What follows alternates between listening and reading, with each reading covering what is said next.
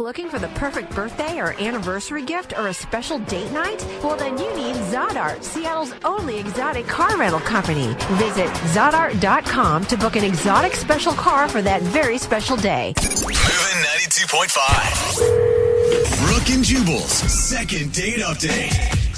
Everybody knows that the way to a woman's heart is car humor. What? And that's how Roger, the guy who was on the phone to do a second date update today, says he scored a date with Marissa, the girl that he wants to call. He said he used car humor. I don't really know what that means. That's just what his email said, so hopefully we can get an explanation. Roger, what exactly do you mean you scored a date with her using car humor? Well, just that. I made a joke. I figured she's at a car show. She likes cars. I like cars. I made a joke. Okay, you met her at a car show. Yes. Okay, and I have to know, what was your car joke? Well, it's nothing great, but it worked for her. She was standing next to this 1970 Dodge Charger. It was a gorgeous car, but she looked so good next to it. I almost missed the car completely. But I just said I got to talk to her, so I went up and I started some small talk, and I said, I'm rebuilding a car just like this, but all I've got so far is a steering wheel. That's actually cute. I would fall for that too. I know it's lame. It's lame, but good. But apparently it worked, right? You guys went out. It worked. Okay. Exactly. We started talking. Yeah. You sound charming enough to pull it off. Well, I don't look it. It would have worked better on the phone. So is the date that you want to talk about at the car show, or did you guys end up actually going out? No, yeah, the car show went great. The actual date was that weekend at a concert we went to. Oh, you even took her to a show? I did. She was down. She said she wanted to go to a show with me. Okay. And how did the show go? It went great at first, but I have to be honest. I showed up at her house on my bike, of course. Wait a minute. Did you say on your bike? Yes. Like a motorcycle? No, bicycle. Okay. You showed up on a bicycle. Yes, I lost my license. It's been many years ago. It's just something I'd rather not get into. But anyway, yeah. Did she know that you were going to show up on a bicycle? No. Oh, okay, listen. First problem. I mean, I think the bicycle's fine if you give a girl a warning, especially if you meet a man at a car show. You'd assume that he's going to come pick you up, I don't know, in a car. I mean, I understand what you're saying, but I figured, we had some good connections, some good common ground, that it wouldn't be a big issue. So what were you going to do? Put her on your handlebars and take her to the concert? Well, I'm a gentleman, okay? So obviously I thought, okay, well, if she drives us, I'd be a gentleman. I'd pay for parking. I'd pay for the tickets to the show, drinks, whatever she needed. I wanted to do that, at least since she was driving. Okay. Oh, yeah. Okay. Did you ask her beforehand to drive, or did you just show up like, hey, you got to drive us? I asked her if she could drive, but she didn't know I was going to show up on a bike. Okay, so she thought you were just being like, hey, you want to drive? Because, it'd be cool. Right. Okay, right. But she kind of had to drive. She had no choice. Right. All right. And so the car ride to the concert was not awkward then? No. Like I said, it was more humor and more common ground. It was kind of everything that you think about when you think about, hey, I just met this person and we're together going to a concert. This should be a good time. It was perfect. Okay, so she didn't seem bothered by the fact that you showed up on a bike. No, not at all. That's cool, actually. Sounds like a cool chick. Yeah. Well, that's what I thought, yeah. And so how was the show? Well, now we come to the crux of it. It was going good at first, and I was really digging music. She seemed to do that as well. And then she kind of said she had to go to the bathroom, and so I just kind of found, someone to talk to. And a few minutes go by, nothing. Didn't see her, so I kind of checked around, didn't see her. I guess it was 10, 15 minutes. I'm not sure exactly how long, but I finally got a text from her that said, she didn't feel good and that she went home. Oh. And, of course, my gut reaction was, okay, I understand, but now I have no ride home. I was going to say, how did you get home from the concert? My bike is at her house. Yeah. So how'd you get home? I took the bus. I had to take the bus. What did you say to her? What did you text back? Well, at this point, I'm still assuming she's fallen sick. I don't want to offend her. I'm kind of offended myself that she didn't offer to at least ride me home. So I didn't say much. I didn't want to. I still thought I had a chance. Maybe she just felt sick. So anyway, I took a bus, got my bike, and I let her be. Oh, you didn't knock on the door or anything when you No, got... no. I let her be. I didn't know. I didn't know how sick she was.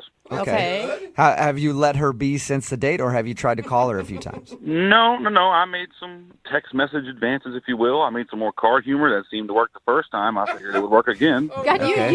you have a big library of car jokes I at your do. disposal. I do. I pride myself on that. Yeah. So, have you heard anything from her at all? Nothing. Not a zilch. Okay, so she basically ditched you in the middle of your date at the concert and has not talked to you Correct. since. And there was no signs that she was having a bad time with you or that she was trying to escape for some reason? Not at all. No, not at all. Are you mad at all? I'm not mad. I think I would just, I'm an adult. She's an adult. I thought we kind of hit it off. I know that we didn't meet under traditional circumstances, but maybe she could be an adult and say, hey, this is what I don't like about you, or this is why I won't return your calls, instead of being a 4-year-old about it. All right, well, we'll play a song, come back, and find out if she can be an adult and tell us what happened on your date, okay? All right. All right, we'll get your second date update right after this. Thank you. Moving 92.5. Brooke and Jubal in the mornings. Second date update. Hey, Roger. Hey. Hey, before we make the phone call for your second date update, I wanted to first congratulate you on being the first person to do a second date update that has ever showed up for their first date on a bike. I was just thinking about it. We've had people show up on motorcycles before, but nobody actually show up on like a 10-speed bike and then make their date drive them somewhere. Well, thanks very much. It's an honor to be the first. Yeah. It's an honor to have you on the show. If you're just tuning in, Roger went on a date with a girl named Marissa. They went to a concert. He showed up to her house on a bike because he doesn't have his license, so he made her drive to the concert. But in exchange, he paid for parking, drinks, everything else. Yeah, he paid for it all, but he got ditched in the middle of the concert. She left and said that she felt sick, and he hasn't talked to her since. We're about to call her and find out if something went wrong on that first date. And am I clear? No one in this room believes that she was actually sick? Like everybody thinks it was an excuse? Yeah, it has to be. When was this date, by the way? How long ago? This was 2 weeks ago. 2 weeks. Okay. Okay, so maybe she got like that weird 2-week flu that's going on, and she hasn't been able to call you. That's what I'm saying. All right, I'm going to dial her phone number right now. Here we go.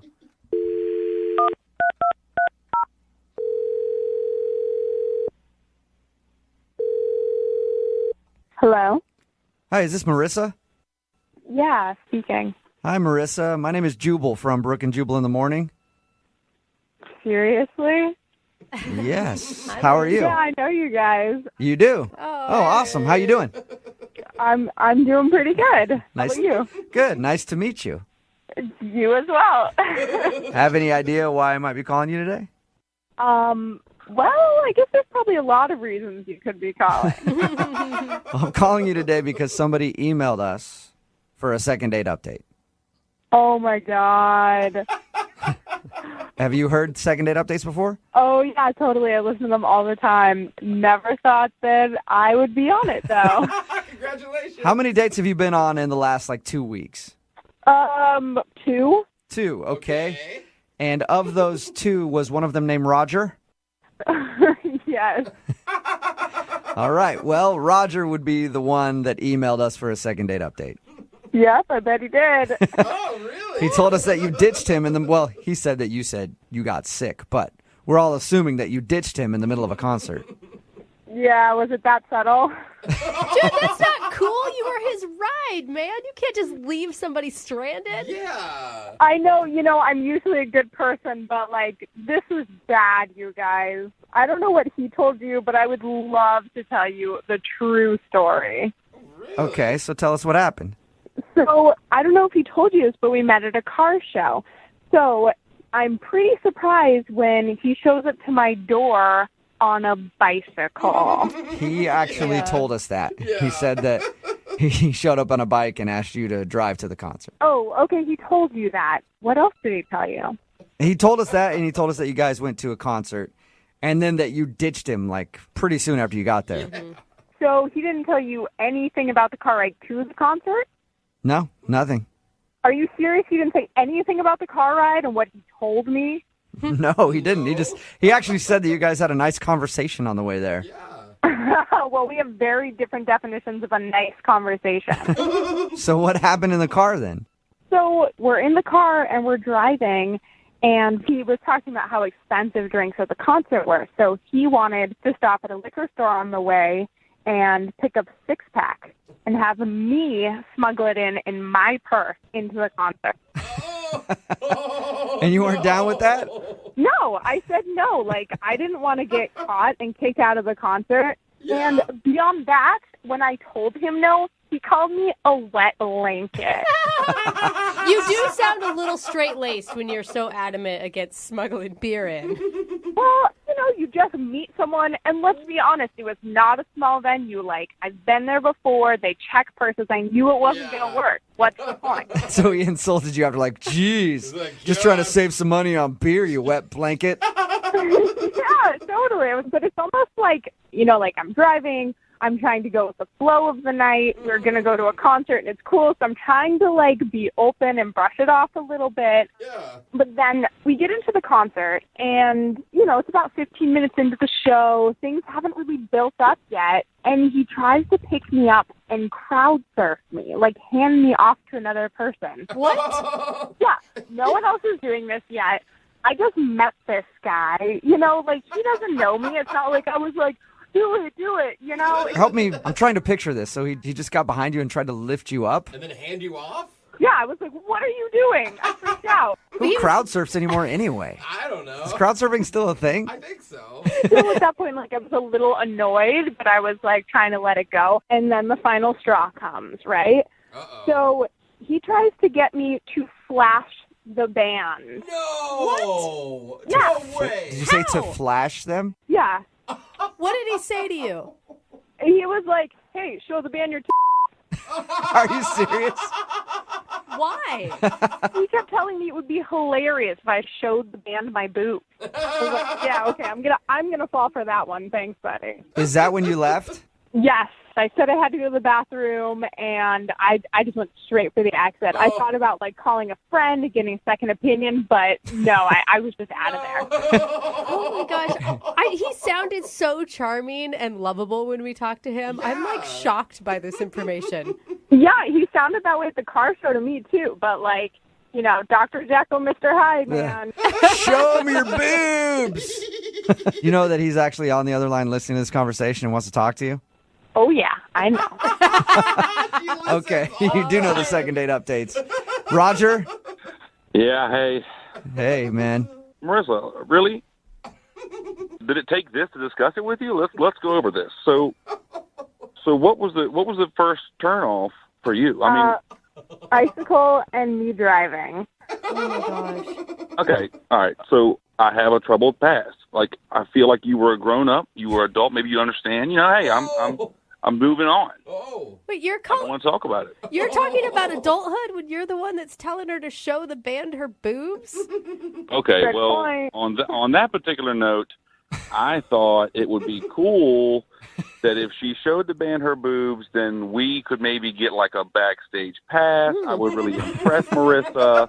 It would bring us Okay, close but that's person. not impressing me if I'm the one doing the work. It's the same thing as smuggling the It's a six-pack in. collective- Okay, it's a you date, paid Marissa. It's a $8 collective for effort. beer, but I have to put my life on the line for going into the show or not.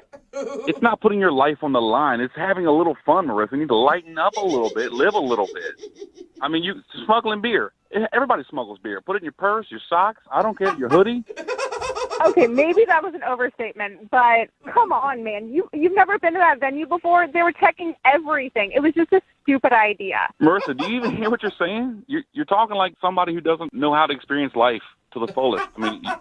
You're going to stay there Okay, if you don't maybe lighten just- up. Maybe your definition of living life to the fullest and mine are a little bit different. And why wouldn't you be? You have socks. You could smuggle beer yourself. Why does she have to do it? She's a gorgeous female. She can get away with a lot more than I can. Oh, my God. Okay, thank you for the compliment. I appreciate that. But, beer aside, there were so many other things wrong with the date. Marissa, I just feel like if you loosen up, live a little bit, have a little fun, we could have another date and we could have a good time. I just feel like you were too tight-laced.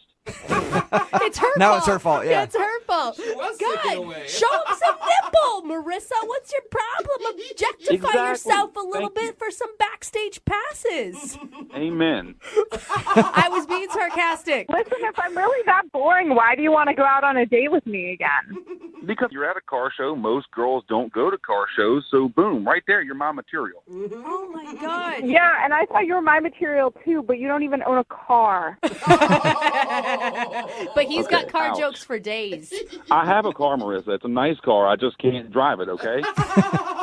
Well, Marissa, would you like to go out with Roger again? Who will pay for a second date? Pay for the Uber. No, I'm not up to being told how boring I am for another date. It's probably a good call. Marissa, if you had done the things I told you to, you would have had the time of your life. It wouldn't have been boring at all. Sorry, my definition of fun just isn't crowd surfing and showing my boobs to strangers. Yeah, you know what? You So do sound weird. a little boring, Marissa, I gotta say. Wow. Yeah. Sorry, Roger, no second date, man. Ah, come on. Marissa, thank you for listening and thank you for telling us what happened on your date. I appreciate it. Oh, my pleasure. It sounds like it. Roger, good luck in the future. I'm sure you'll be able to find a nice lady who will let you show her boobs to strangers. Exactly. That's what we need more of in this country. Oh, my God. Yeah, what else is Support boobs you good 100%. Brooke and Jubal in the morning. Text in at 78592 that says, if Roger's looking for a girl who's willing to flash her goods, I'll go out with him. I've shown my girls to 9 different bands so far, going on double digits. Sounds like she's a lot of fun. I feel like she was flashing us when she texted that in. Yeah, talking about today's second date update, this dude named Roger wanted to call Marissa and find out why she wasn't getting back to him after their date. Turns out he picked her up on a bike. Well, he drove to her house on a bike and then said, hey, by the way, can you drive us to a concert? He tried to get her to smuggle beer into the concert. She didn't want to. He tried to pick her up and throw her into the crowd so she could crowd surf. She didn't want to do that. And he even tried to convince her to flash the band. Basically, he was just a maniac at this concert. Yeah, dude, And chill. she told him that she had to use the restroom and ditched him and never called him again and does not want to ever see him again. Which Oh, no one can man. blame her because it's not like he was doing any of these things. He was like trying to force her to crowd surf. Like, go do it yourself if you really want to, buddy. But like, stop with the peer pressure, man. I love the excuse, like, well, maybe we could have gotten backstage passes. It's like, that's not the reason you No, wanted to yeah, flash. he And wanted if to they see don't it for wanna himself. see- And if Text she- in at 78592 says, I think Marissa needs to lighten up a little. She sounds like an 80-year-old crotchety bag. Have some fun while you're my young. gosh.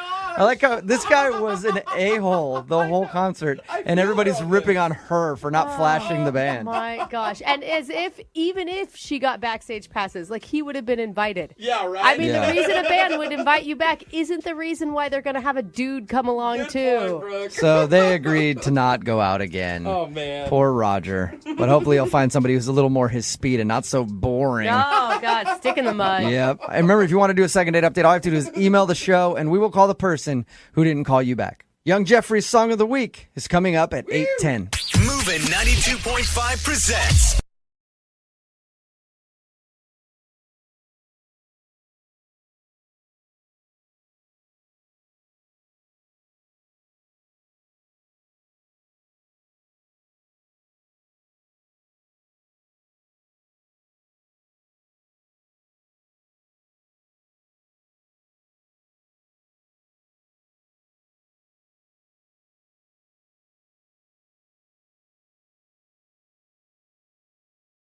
Lincoln South Food Hall in Bellevue. Fitness for foodies. From carb-loving meat eaters to vegan and everything in between, we've got you covered. Grab a quick lunch or come for happy hour. You'll leave craving more. Order online at lincolnsfh.com. Moving 92.5. Brooke and Jubal in the mornings. Second date update. A listener named Amy is on the phone for a second date update today, and her email had the subject line, date backfired, which means one of 3 things. Somebody farted, or 2, somebody's car needs to be tuned up because it backfired a few times, Okay. or 3, I said 3 things, but I only had 2 things. I'm out. Okay. We'll just go to Amy and find out what happened. Hey, Amy, how are you? Hey, I'm good. How are you? Good. So your email said that your date backfired. We'll get to that in a second. First, tell us about the guy you want to call. What's his name? His name is Jay. Where'd you meet him? I met him online, and it just seemed like we had a lot in common. I thought he was cute and good sense of humor. And, you know, I've been doing this online dating thing for like over a year, and it's getting kind of stale. I'm ready to meet somebody nice. So you don't have to meet weirdos online anymore? Yeah. I can understand that. Yeah, so I thought this sounded promising. So Jay and I decided to meet up, and I wanted to make it more fun than usual, just like the average kind of date. So I asked him before we meet, just let me be in charge of the date. Oh. And Okay. yeah. I like that. Was he into a woman that's in charge? Yeah, he seemed fine with it. I told him it's a surprise. I'm not going to tell you what we're doing until we meet. I know if it was me, I'd be like, sweet, I don't have to do any work. This is I was gonna great. say, this is awesome. So what'd you plan for your date? Well, it's called the Lost and Found Couples Challenge. Oh, no. What is it? Well, I thought it would be really fun. We met at a park, and what you do is you turn your backs to each other, and then you each walk away for 15 minutes, and then you turn around and walk back, and then you tell each other everything that you saw on your walk. Like you go have a drink or coffee, and then... So you just go on a 15-minute walk and then come back and tell your date about it? Yeah, and the fun part of it is... Okay, good. I'm glad there's a fun part because I was looking for it. And I didn't hear it yet. No, it is. It's fun. You can't text each other. That's cheating. You can't text and say, hey, where are you? You just have to find each other. So, you take a little different path and then you come back and meet up and find each other. That's the way it's supposed to work. It sounds like, it sounds like it's something that like couples should do that have been together for a long time and need something new to talk about and can actually... I don't know. I think it's more like a get-to-know-you kind of thing. I mean, I thought it was a really fun idea. Yeah, and I was like, you planning it took the work away from him, and then you gave him a whole bunch more work on the date. Well, at least it's unique, though. It is unique. Did he seem to like it? No. All right. Hence the backfire. Oh, all right. Oh, that's the backfire. What happened? Well, what happened was that I couldn't find him after the 15 minutes. I couldn't find him. We were supposed to meet up like in the general vicinity, and I just couldn't find him anywhere. So I started getting worried, but I didn't want to ruin the game by texting him, so I gave him a little extra time. Mm-hmm. But then I really had to text him because I just couldn't find him. Right? Oh. So did you find him finally? Was he lost and scared somewhere? Well, no. He texted back, and we agreed to meet up at this nearby coffee shop. And so I went right over there, and I thought he would be there, but he wasn't there. And I was waiting for like a half hour and didn't see him. So wait, did he never show up? That's right. He wasn't there, so I texted him again, and I was like, where are you? And he said, well, I'm here. And I said, no, you're not. I don't know if we went... Yes. He went to a different place or what, because he was like, no, you're not here. But I was at the place where we planned to meet. That'd be frustrating to go on first of all, the date and then not be able to find each other and then not be able to find each other in the coffee shop. Right, exactly. Did you ever actually link up? I said, well, are you coming over? Like, this is where I am. Are you coming over? And he said, I've got something else I have to do. It would be better for me if we just reschedule. I've kind of put a lot of time into this. And so he was just not into it. Sounds like it did backfire, and it turned him off after trying to search for you for 2 hours or whatever. But Amy, why do you want to go out with him again? He essentially stood you up on your date. Yeah, kind of. Well, I thought that actually it went pretty well for those few minutes that we did meet up. I mean, we liked each other, and I don't know what happened, but I think that we should give another try. I mean, it's not like something horrible happened. It's just, there was a misunderstanding. So, I still like him. Okay. I just want to see what happens. Okay. And have you tried to get a hold of him since he said, let's reschedule? Yeah, I tried to get a hold of him, but he hasn't responded. Okay. Well, we'll play a song and then come back and call him and get your second date update, okay? Okay, thank you. Just make sure you're hanging out on the right phone. You don't go to a different phone. We can't find you. Just hold on 1 second, all right? Okay. Moving 92.5. Brooke and Jubal in the mornings. Second date update. If you're just joining us for today's second date update, Amy is on the phone, and Amy really knows how to spark romance on a date. She met this dude named Jay, and then they went to the park and walked in opposite directions. Not together. I mean, Not together, just they met at the park and then they left each other, and that was basically her date. Very romantic. Amy wanted to do something a little creative, so she did this Lost and Found Couples Challenge. You're supposed to walk 15 minutes in the opposite direction and then try to find each other again, but they never found each other. They even ended up at opposite coffee shops after an hour of searching for each other. And it seems like the dude just got frustrated and didn't want to see her again, but now she's not able to get a hold of him. So we're about to get him on the phone and find out if that is the reason why. Amy, I'm all for creative dates, but did you not run this by any of your friends before you pulled the trigger? I did, and I actually found this idea online, and I read that it's supposed to work great, so I don't know what happened. Yeah. Well, it didn't work out great for you, but I'm going to dial his phone number right now and see if we can get him on the phone, okay? Okay, thanks. Yep, here we go.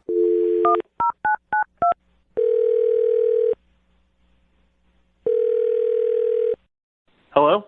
Hi, I was looking for Jay. Yeah? Hey, what's up, Jay? How are you? This is Jubal from the radio show Brooke and Jubal in the Morning. I'm sorry, what? This is Jubal from the radio show Brooke and Jubal in the Morning. Hi. Hey. Why are you calling me? It's a good question. I'm calling you because we got an email about you from one of our listeners. An email about me? Yes. I like this. I say something, you repeat it with a question mark. This is a fun game we're playing, Jay. Got an email about you from a girl named Amy that you went on a date with. Amy that I went on a date with? Yes. Yeah, and I got another one for you to repeat too, okay? Jubal is the coolest guy ever. You're not calling her back and she's wondering why. She contacted you because she's wondering why I'm not calling her back. That's exactly what happened. We do a segment on our show called the Second Date Update. Jay, I'll explain because you're obviously confused. And that's where if you go out on a date with somebody and then end up not calling them after, people can email us to get that person on the phone and ask what happened. So Amy emailed us because she's tried to hit you up to go out again and you won't respond to her. Oh. He's trying not to ask a question right now. Is there a reason why, Jay? I mean, I don't really feel like sharing with Amy what, That's good. You don't have to share it with Amy. You can share it with us. Well, I mean, you guys are probably going to wind up, telling her or something. And Screw her. No. Oh, my God. I mean, yeah, we will tell her. That's why she wants to know. That's the whole deal. She said that, she's been frustrated by online dating. She finally finds somebody that she's connected with, and then it doesn't work out. And that's a real bummer. You can understand that. I mean, I do understand that. I just don't want to, say something that's going to get back to her and she's going to, get mad or anything. Well, we can try to sugarcoat it for you. And we already made fun of her date idea when she told us about the Yeah, you guys walk in different directions. So I'm not the only one that thought that was a dumb date idea. Yeah. I thought it sounded horrible. Yeah. For real. Yeah. I do a lot of dumb dates, and I'm even on your side with that one. Was that it? Was it just the whole concept of the date? And she also told us how you couldn't find each other either. That would be frustrating. That would make me want to leave. Well, it wasn't just the concept of the date. It's weird enough to just show up and have them be like, hi, okay, leave now. That was a little weird. But, I mean, at first, I was excited to meet her, so I was kind of cool with it. And then I started walking away, and after a minute or two, I was like, I don't really want to just walk for 15 minutes to turn around and walk back. Yeah. So there was a bar, a block away from where we had met up, and I kind of ducked in there to just grab a drink and hang out. And a couple of my buddies live around the corner, and one of them had texted me to see what I was up to, and I'm like, hey man, you wouldn't believe this. I'm on a date with a chick, but I'm not on a date with her. I'm actually at this bar just hanging out for the next half hour. So they were like, oh cool, we'll meet you over there. Oh no. And we had more than one drink, and then we had more than two drinks. Oh, Jay. All right, so since you didn't go on your walk and ended up getting drunk with your friends, she told us how she was trying to meet up with you at a coffee shop. Did you actually try to meet up with her? Originally, when I went to go and get the drink, I had intended on meeting up with her back at the park, but then one of my buddies was like, it's happy hour getting free over at the strip club. Oh, my gosh. Oh, no. Jay. So we kind of slid over that way, and then she started texting me being like, where are you? And I didn't want to be like, hey, I kind of just got out of there. So I was like, I can't find you either. We should try this another time. Jay, so you went on a date with a nice girl who put energy and effort into your date, and you ended up at the strip club? With your bros? Sounds like an awesome day. Well, I don't know how much energy she put into the date. The energy she put into the date was, hey, I found a thing that we can not do together and not get to know each other. Well, that wasn't her intention. She was trying. Have you never screwed up a date before with a bad idea? Well, I've screwed up a date with a bad idea, but I was in person to screw it up. I didn't leave to let it get screwed up away from me. Why aren't you going out with her now? Why aren't you calling her back? She doesn't know. Honestly, the next day, I just kind of felt really, really bad about the whole thing, and I don't know if I can look her in the eye again if we ever go out again. Yeah, I mean, it is kind of messed up, no matter how bad the date was, to be on a date and leave that date to go to the strip club with your bros. I know you didn't want us to tell her all of that, so I'm glad we didn't. But you did, because she's actually on the other line listening and wants to talk to you. She's on the other line? Yes, there you go, repeating my statements again. Yes, unless she hung up, Amy is still on the other line. Amy, are you still there? Yes, I am. Hey. Why didn't you just be honest with me? I mean, so you went to get drunk with your friends. I mean, you could have just told me that. Well, I didn't intend to be, really rude to you. It just kind of snowballed, and then I felt bad about it, and I felt it would just be better to not continue. And honestly, I absolutely intended to come back and meet up with you after I had a drink, and I got caught up, and I had a couple more drinks, and then a friend of mine texted me and was like, yeah, we heard the story. Yeah, I heard the whole story. So is this supposed to make me feel better, just the idea that you wanted to hang out with me, you meant to meet up with me, you were going to, but you didn't? How am I supposed to feel about that? well, I don't know, I guess kind of the same way that I'm supposed to feel about you wanted that idea to be a good first date idea. It is a good idea. It's supposed to go much better than that. It's just that you didn't follow the rules, that's all. I will say, It Amy sounds like does you had have fun. I mean, Amy does have a point, though. I mean, it is one of those things where it's not going to be fun unless both people really participate in it. Like, literally within 5 minutes of the date, you decided that going to drink by yourself was going to be more fun. You know what, though? It is kind of a good idea because you're supposed to take a 15-minute walk and then see what happens. You started to take your walk, and then that led you on a path to a bar and then to a strip club in the middle of the day. So, actually, a lot can happen on this date. I found a stripper. Yeah, you should have joined back up with her and been like, check this out, and seen her reaction. I mean, don't you feel bad knowing that I was walking around the park and the coffee shop looking for you for hours, and meanwhile, you were getting drunk with your friends and going to a strip club and throwing down singles? This sounds like a fight that usually happens later in a relationship. Yeah, it does. Well, hey, look at it this way. All those things that you saw on that long walk around the park for hours is now a thing you can tell me about. Oh, come on. Oh, there you go. Jay. Now That was you both have your rude. stories. It's actually just kind of like it turned into a really, really long game of Dude, that the was Lost and Found rude. Couples Challenge or whatever you called it, Amy.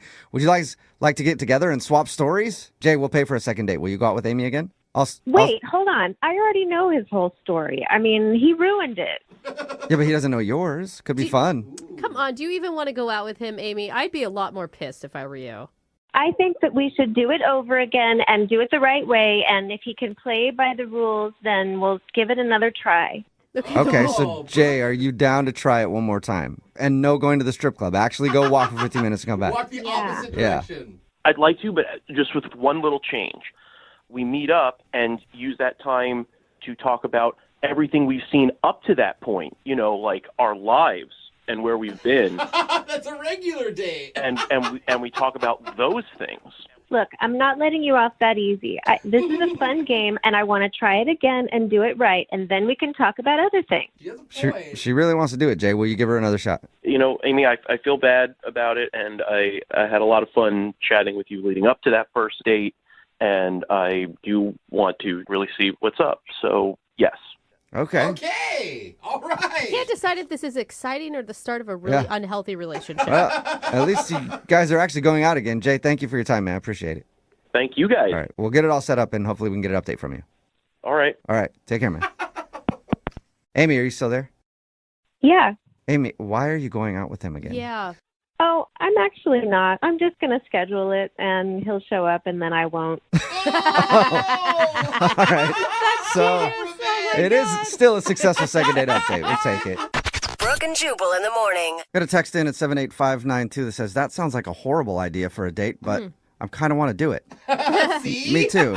If you missed it, we're talking about today's second date update. Amy wanted to call this dude named Jay. She planned the date, and she had an interesting idea. She wanted to walk 15 minutes in the opposite direction at a park and then turn back around and try to find each other so that you can share what you saw during your walk. But they got lost during the date and decided to try again another time. They never actually met back up after they started walking in different directions. We got Jay on the phone and found out that he didn't want to walk around. He thought the date idea was kind of weird, so he just went and got drunk with his friends at a bar, then ended up at a strip club a little while later, and then lied to Amy about it, because the whole time they were like, I can't find you, let's meet up at a coffee shop, and he never did, but he was actually with his buddies. She was upset that Jay didn't follow the rules and got drunk and went to a strip club instead, but she said she did want to see him again the right way. I will say, though, he wins that game. Why do you say? Because he's got a way better story than she does. Yeah. Like in He his absolutely time does. that he spent on the walk, He wow. found strippers. He lot saw- happened. He saw a lot more interesting things than she did. I mean, she saw maybe a bird and a homeless person. Well, Jay felt guilty and agreed to go on a second date and try it again. So looks like it might work out for them unless he does it one more time. Remember, if you want a second date update, all you have to do is email the show and we will call the person who didn't call you back. And speaking of people not calling you back, maybe the insurance companies want to screw you out of some money and they're not calling you back.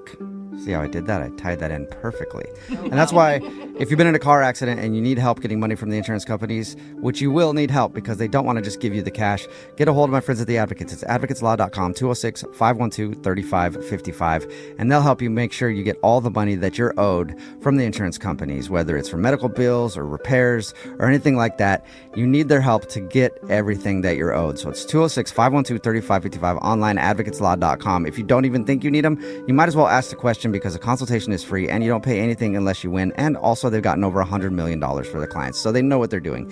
It's 206-512-3555, online, advocateslaw.com.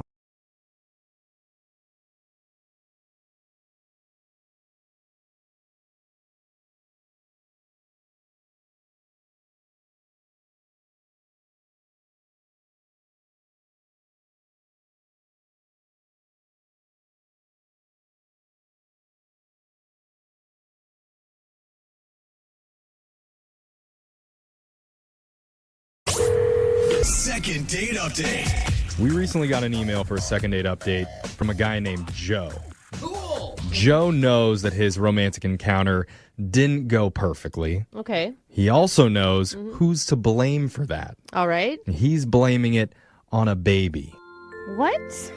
That is no. I thought we would be self-aware here. Now, Can you Joe, blame anything on a baby? I get it, dude. I can't tell you how many emails we get from listeners whose dates have been brought down by a rogue baby.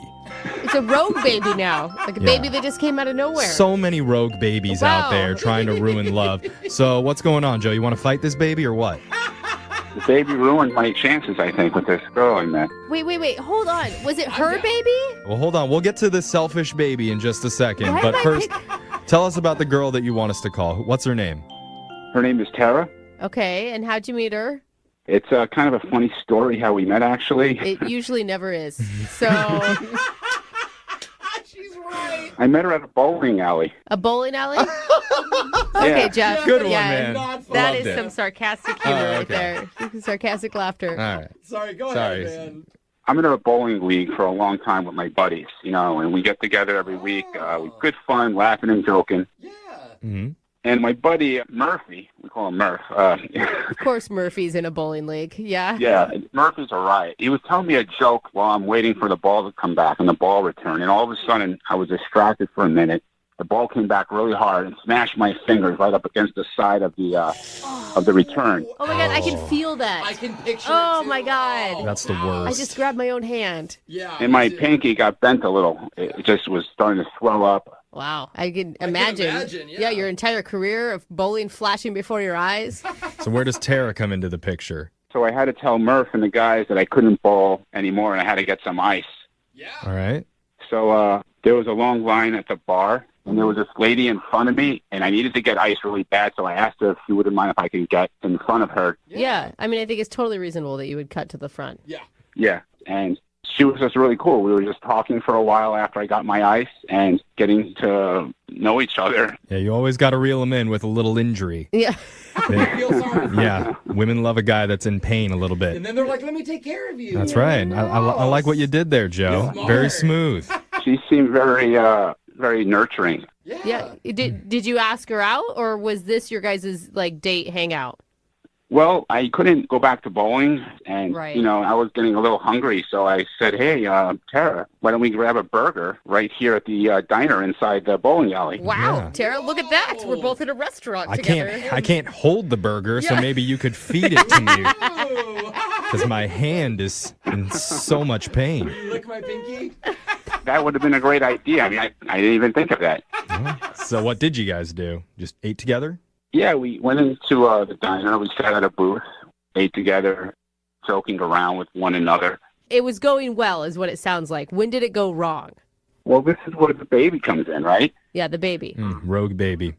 Yeah, there's a cute little adorable baby in the next booth making faces at me as we're eating. And I don't have kids, but I love kids. So I started making these silly little faces, sticking my tongue out at the baby. Yeah, that's adorable. Yeah, I thought it was. What did Tara think?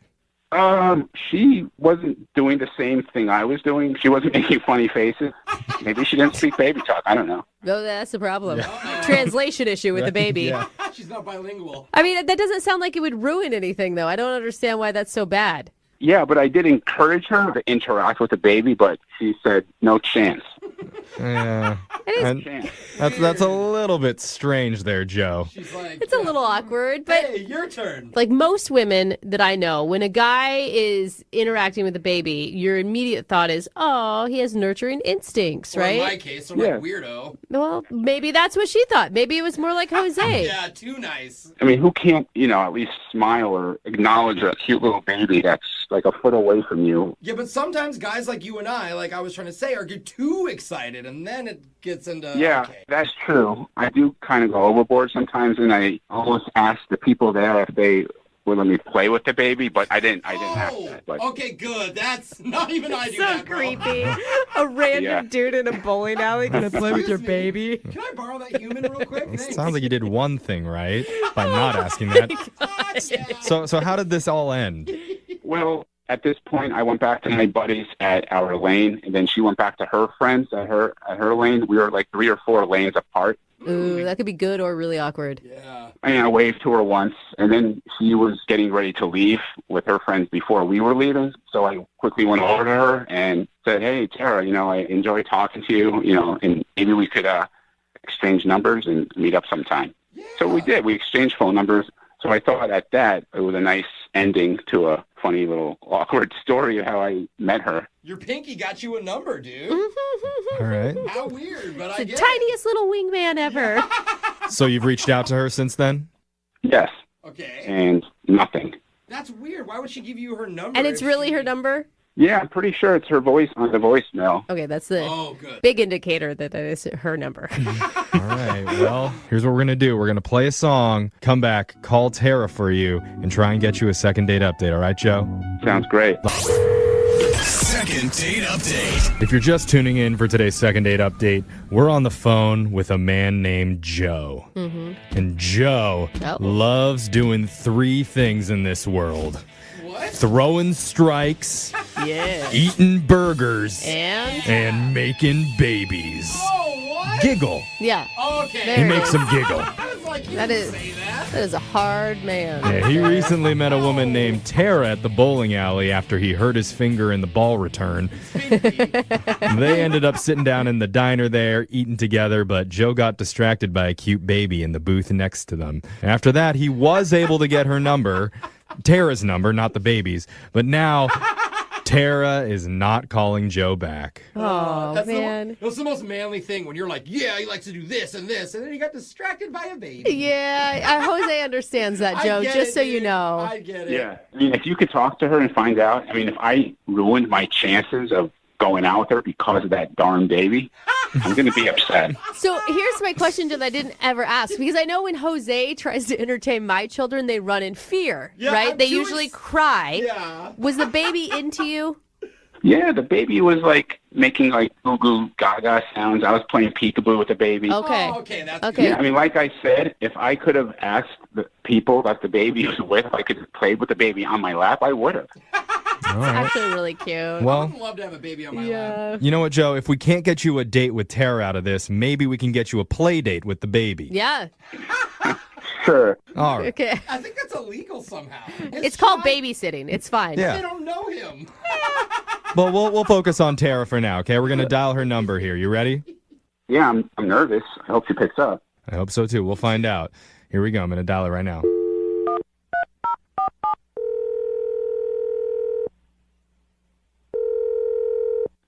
Hello. Hi, can I speak to Tara, please? Who's this? Hi, Tara. My name's Jeffrey. I work on the radio. I was wondering if you had a few minutes to talk. Okay. Is that okay with you? What's this about? Well, we do something on our show called a second date update. That's where if you go out with somebody and afterwards they're not calling you back, you can reach out to us and we'll give them a call and try and figure out the reason why. Yeah. And the person that reached out to us about you, his name is Joe. Oh, Joe. Right. Yeah. Okay. You met him at the bowling alley. He had that Yes, I met him at the bowling alley. career-ending pinky injury. Yeah, he had an epic pinky injury. Oh, epic. Epic. I don't think those words have ever been put together. An epic pinky injury. Injury for the ages. He told us a lot about your night together, and he had a lot of positive things to say. He said that you were very kind and very nurturing. Mm-hmm. He also mentioned that you guys went into the diner and sat down for a bite to eat. We did. I love that diner. Ooh, good. Did you have a good time? Yeah, it was good. I mean, look, he's a good guy. He's kind of cute. You know, I enjoyed the time I had with him at the diner. Okay. He also told us about the baby that selfishly butted in. Yeah, that was the most strange interaction I've ever seen. Whoa. The most strange? The thing was that the baby's whole face was covered in snot and, like, it was just gross. Like, you know, they get those bubbles out their nose and he was breathing heavy and, yeah, and the parents didn't seem to care. They're just, like, eating their chili cheese fries, like, not paying this kid any attention. Wait, and then Joe was just, like, hanging out with the baby. So it was really weird because the kid was covered in snot? To make it even more bizarre, the family of the baby changed the baby at the table. And he just kept playing with it. Like, as the baby's being changed, he was just playing with the baby. And I kept saying to Joe, like, stop it, stop looking at the baby. And he's like, don't worry, the baby likes it. He likes being changed. Okay. So wait. So it's not so much that he was playing with a baby, it's that he was playing with a dirty baby. That's what bothered you the most. Dirty baby, gross. So that's the reason you're not calling him back? I mean, he seems like a good person. He definitely comes from a good place. Like, he has a good heart. I could tell that about him, but I don't know. Well, you know, I know Joe would really like to talk with you about this because he's been on the other line listening, and he's heard everything that you said. Wait, what? Yeah. Hi, Tara. Oh. That's Hi. Joe. Oh, my gosh. I had no idea that you were on the other line listening this whole entire time. Yeah, I've heard everything, and so you don't like babies, huh? What? What? No, it's not that I don't like babies. I don't like dirty babies and people playing with dirty babies. No awareness. That sounded bad. I was making funny faces at the dirty baby. It's not like a baby was in my lap. I think we should stop calling it a dirty baby. Please, it sounds terrible. It's kind of funny, though. I'm sorry. Well, Rogue Baby was better. I've had 2 dirty babies. It's fine. Tara, you said that I have no awareness, but I saw the baby was covered in snot and that the baby needed to be changed. That's not my fault. That's the parents not taking care of the baby. You can't blame me for that. I know it wasn't your fault, but it was just very unnerving. I mean, is that the only thing, Tara? Is this all about the baby? Well, there was kind of something else. What? What? Well, okay, so you asked for my number, and I was kind of on the fence about giving it to you. Like, I was thinking, well, okay, maybe we could hang out. But then when we were back at our lanes, one of your buddies, I think his name was Murph or something or other, he was talking to one of my friends, and he said some very incriminating information about you. Oh. How is this just... What did he say, Murph? He's, like, bragging about how you're always banging the chicks from the alley and that, like, you know... That's what you do. You're always like on the prowl, and you're always finding alley chicks. Alley chicks? Is that what you call them in a bowling alley? Dude, Joe. That's not true. I don't call them that. That's not true, Tara. Joe. Oh my gosh. You sleeping with gutter girls? Can't they be like ball babes or something instead? You sleep with the Ballbusters team? Yeah. No, listen, that's okay. Look, if I'm being completely honest with you right now, I mean, maybe I slept with seven women that I met at the bowling alley. Why so specific right now, Joe? Why would you do that? It's definitely 7. I don't know that we needed to say that. And when I think of the type of women that normally go to the bowling alleys, it's not like the young, cute girls. It's usually the senior citizens that are on the bowling squads. Hey, don't be judgy, Jeffrey. There's nothing wrong. If he wants to be with, Mildred and Edna and Bernadette, that's totally his prerogative. Oh, you'd be surprised. There's a lot of young action going on at the bowling alley. A lot of hot young action. Oh. Hot young action. Well, I guess guess bowling more often. you and Murph know. Wait. Excuse me, you're saying that there is hot young action? So you're 110% saying that what Murph told my friend is true. Well, I didn't sleep with all of them. I mean, we did a lot of other stuff. What? What? Second and third base stuff. I wasn't really including that. Joe, stop! You don't have to go into details, man. You are digging your own grave right now. What are you doing? I mean, actually, there's a spot behind the video games where if you are in a certain angle, no one will see you for hours. What? Gross! You're doing it there? No, Joe! No! You're supposed to be telling her how great she is and why she's different than all the other gutter girls or whatever you call them. Look, I mean, I'm just being completely honest with you and just get everything out in the open. I mean, this is me. This is the real deal. Oh, wow. Well, I am so glad because it was just, Dirty Baby was one thing, but now gutter girls and alley cats, I'm not interested in that kind of behavior. Hold on, Tara. Before you go jump into conclusions here, we would love to pay for a second date for you and Joe. I'm not interested. I don't even like bowling that much. It was like my friend's birthday. So I'm going to say no and stop this right where it is. Well, I'm sorry, Joe. Yeah, you were honest. Tara's not interested. That's fine. I mean, I don't care. I'm sure there will be another one next week. Now, do some stuff with them behind the video games. I don't care. Oh, my God. Gladys is going to love that. Real classy, Joe. Oh, my God.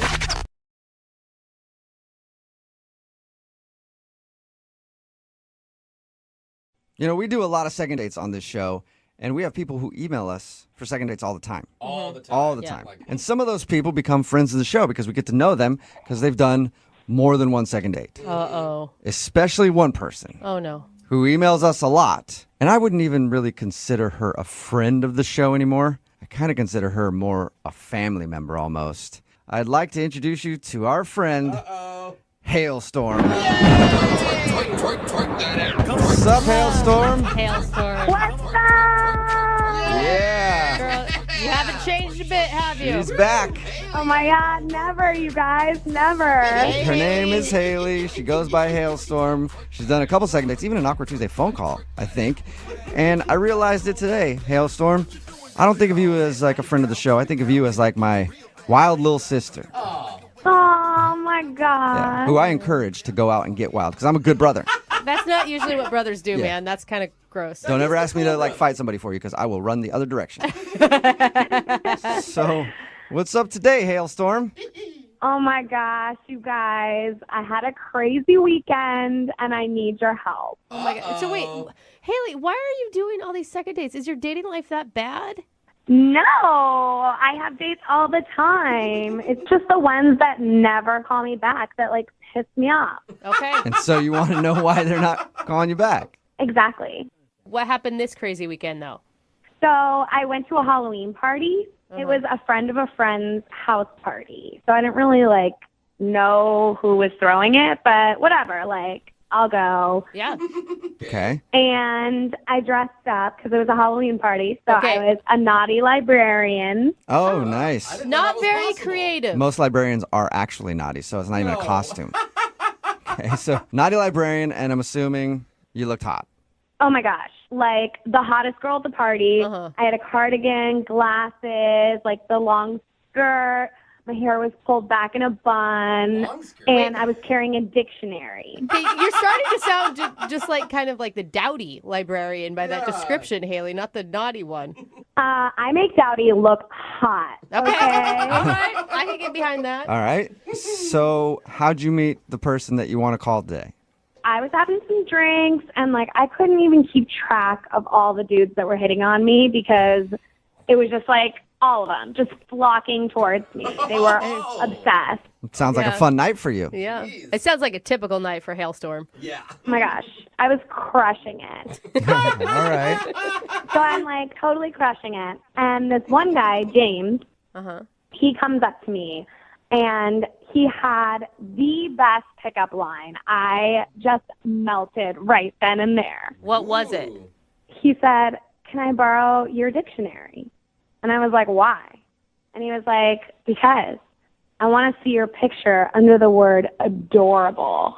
Oh, come on. Hailstorm. Haley. That didn't make you puke just a little bit. Oh my God, no. It was so cute. I was like, okay, sure. Oh my gosh. Well, maybe you guys are a match made in heaven then if you liked that. Yeah, fast forward 35 minutes later, we're upstairs hooking up. What? Okay. Nice. Haley, that was quick work. Thank you. So, Haley, I mean, how was the hookup, I guess I should know first. Well, it was good. The thing is, there were these signs that said, don't go upstairs, no entry, blah, blah, blah. And Because you were at somebody's house and they didn't want people partying there and ruining their upstairs. don't have a party if you don't want the consequences of a party. Right? I'm with you on that one, actually. Any kind of party, you have to know somebody is going to mess around in your bed at some point. Right, exactly. So we're up there, and it's so hot because we're in costume. So we're just being our characters. So I was being a librarian, being shh, be quiet, No, this isn't while you guys were doing stuff. This is before, maybe when. This is while we're doing stuff. We were already. Wait. Really role play. Wait, but we haven't heard. What was he dressed as? He was a pirate. Okay, so A in lot of pirates, booty. yeah, they don't respect the rules of the library at all. No, they don't. So hot. Okay. What happened after everything? So we're getting pretty hot and heavy, and then all of a sudden, the door swings open, and the host and the hostess are standing there, pissed. Yeah. That's always an awkward way to get caught, especially when you're with a pirate and you're a librarian. Exactly. So I snatched up my clothes and scooted on out of there because it was super awkward, and I was like, I don't even know you people, whatever. Oh, that's right. I forgot you didn't know them, huh? No, I didn't know them. And my friend is pretty pissed at me for doing this, but whatever. Who cares? Yeah. So wait, what did he do? What happened to James the pirate? Okay, so here's the thing. I saw him go outside, and I was like, oh, I'll just go out there and find him. So I went outside, and I was looking for him, and I kept asking strangers hey, have you seen my pirate? There's this pirate around here somewhere. And everybody acted like I was crazy and whatever. So I texted him, and I haven't heard anything back. Nothing. And do you have any idea why he might not be calling you back? I have no idea. So wait, hold on, though, Haley. I mean, I'm all for if you want to go hook up at a Halloween party as a naughty librarian, good for you. But why are you expecting more out of that? One, why wouldn't he want to be with me? And two, he didn't get to finish. Yeah, that's right. You got interrupted. Okay, well, yeah. Hailstorm, I don't do things halfway. No. Okay, I want to do it all the way or Okay. not at all. Gotcha. Okay, we can tell that All about right. you, Haley. Well, we'll play a song, Haley. You know how it works. We'll play a song, come back, and then call him and get your second date, okay? Sounds good. Hailstorm out. Okay. I forgot you say that all the time. All right. Hang on, Haley. Oh, Halloween parties. I feel like there's a lot of people that are in the same position this morning as Hailstorm. Wondering why the person they hooked up with at a Halloween party isn't calling them back. And if you're just joining us, Hailstorm is on the phone. Her real name is Haley, but she goes by Hailstorm. She's been on a few second dates before and even an Awkward Tuesday phone call. She met a dude at a Halloween party. She was dressed as a naughty librarian. He was dressed up as a dirty pirate, and then they hooked up. And they got busted in the middle of the act by the people who were hosting the party, and then she ran out and hasn't heard from him since. So we're about to get him on the phone and find out why he's not calling her back. Hailstorm? Yeah, baby. Yep. I normally ask people, like, are you ready to go? But I already know you're ready, right? So ready. Haley, you only talked to this guy for like 35 minutes before you guys hooked up. Mm-hmm. I mean, he's probably not calling you back because he actually doesn't know you at all. Trust me, from what we were doing, he definitely knows me well enough to call me back. Okay. All right. All right, Haley. I wonder why he's not, because you guys didn't even get to finish what you were doing. Because you got in trouble. Don't remind me. Okay. Well, we'll see if we can get you a do-over. I'm going to dial his phone number right now, okay? Okay, thanks. Yep.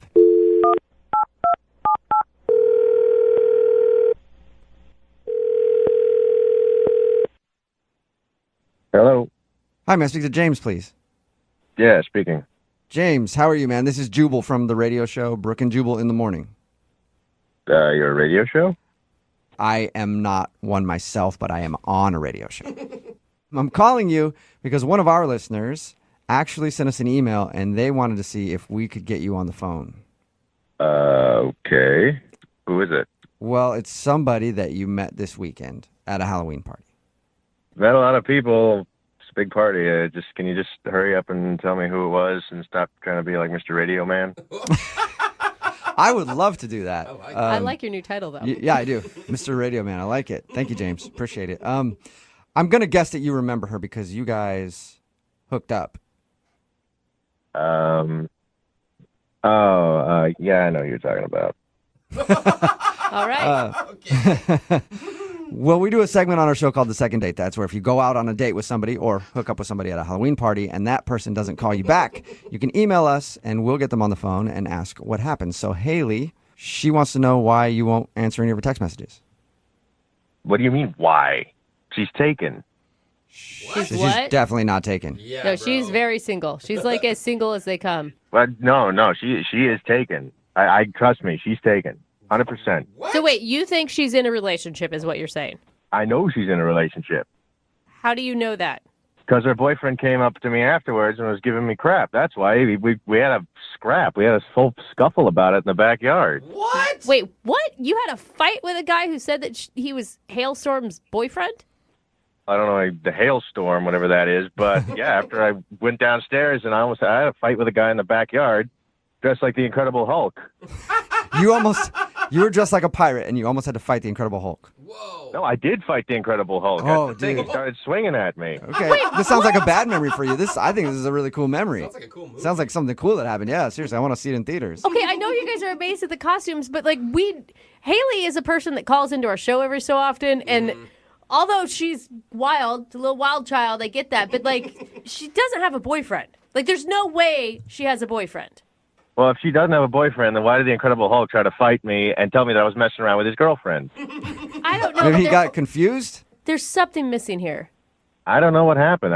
He came up to me afterward. He said, "Why are you messing around with my girl?" I said, "What girl?" He said if she was his, and he was drunk. Next thing you know is we're swinging. And I pushed him off. Everybody was coming around being like, "Hey, break it up," everything like that. And I was like, you know what? This isn't worth it. I'm out of here. This is not even worth it. I already got humiliated by getting walked in on and come downstairs and having this big old green guy try to get up in my business. It just wasn't worth it. Some people like when a big green guy got to get up in their business. Side note. Anyway, sorry about that you had to deal with that. But she's been texting you. Why wouldn't you just text her back and say, you have a boyfriend, you're a cheater, or whatever you want to accuse her of?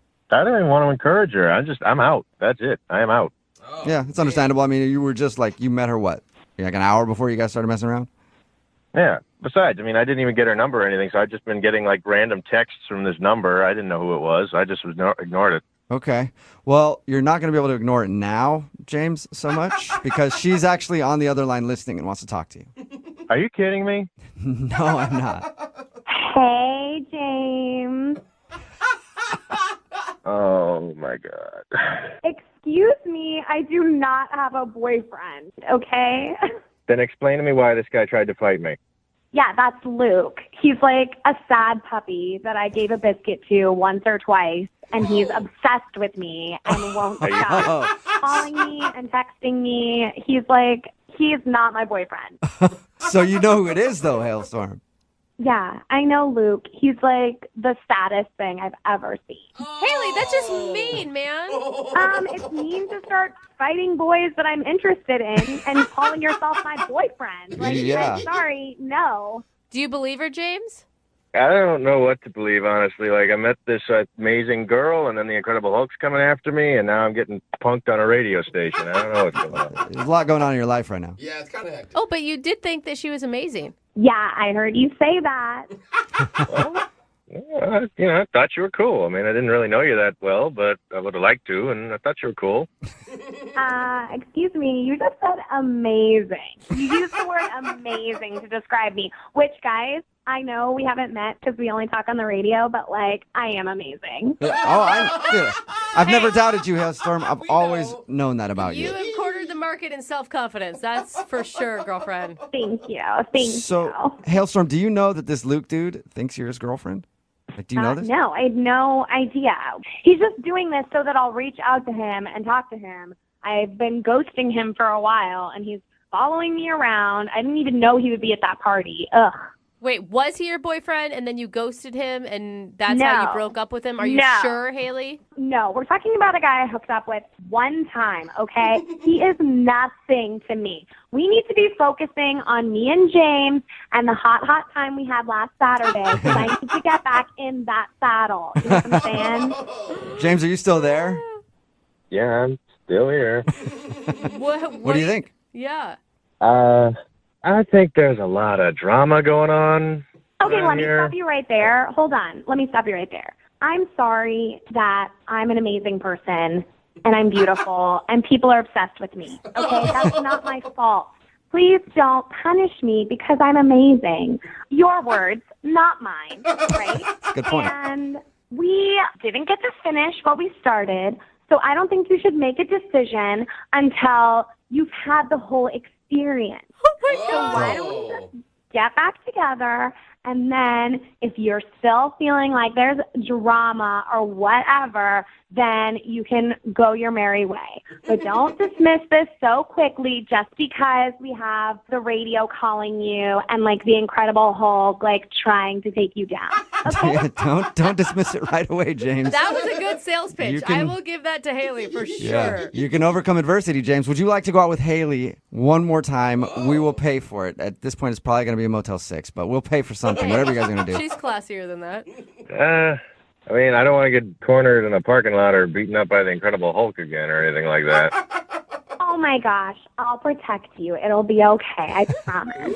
Okay. And because we didn't get to finish what we started, on our date, I'll dress up like that naughty librarian again. Oh, so you're going to put on your Halloween costume.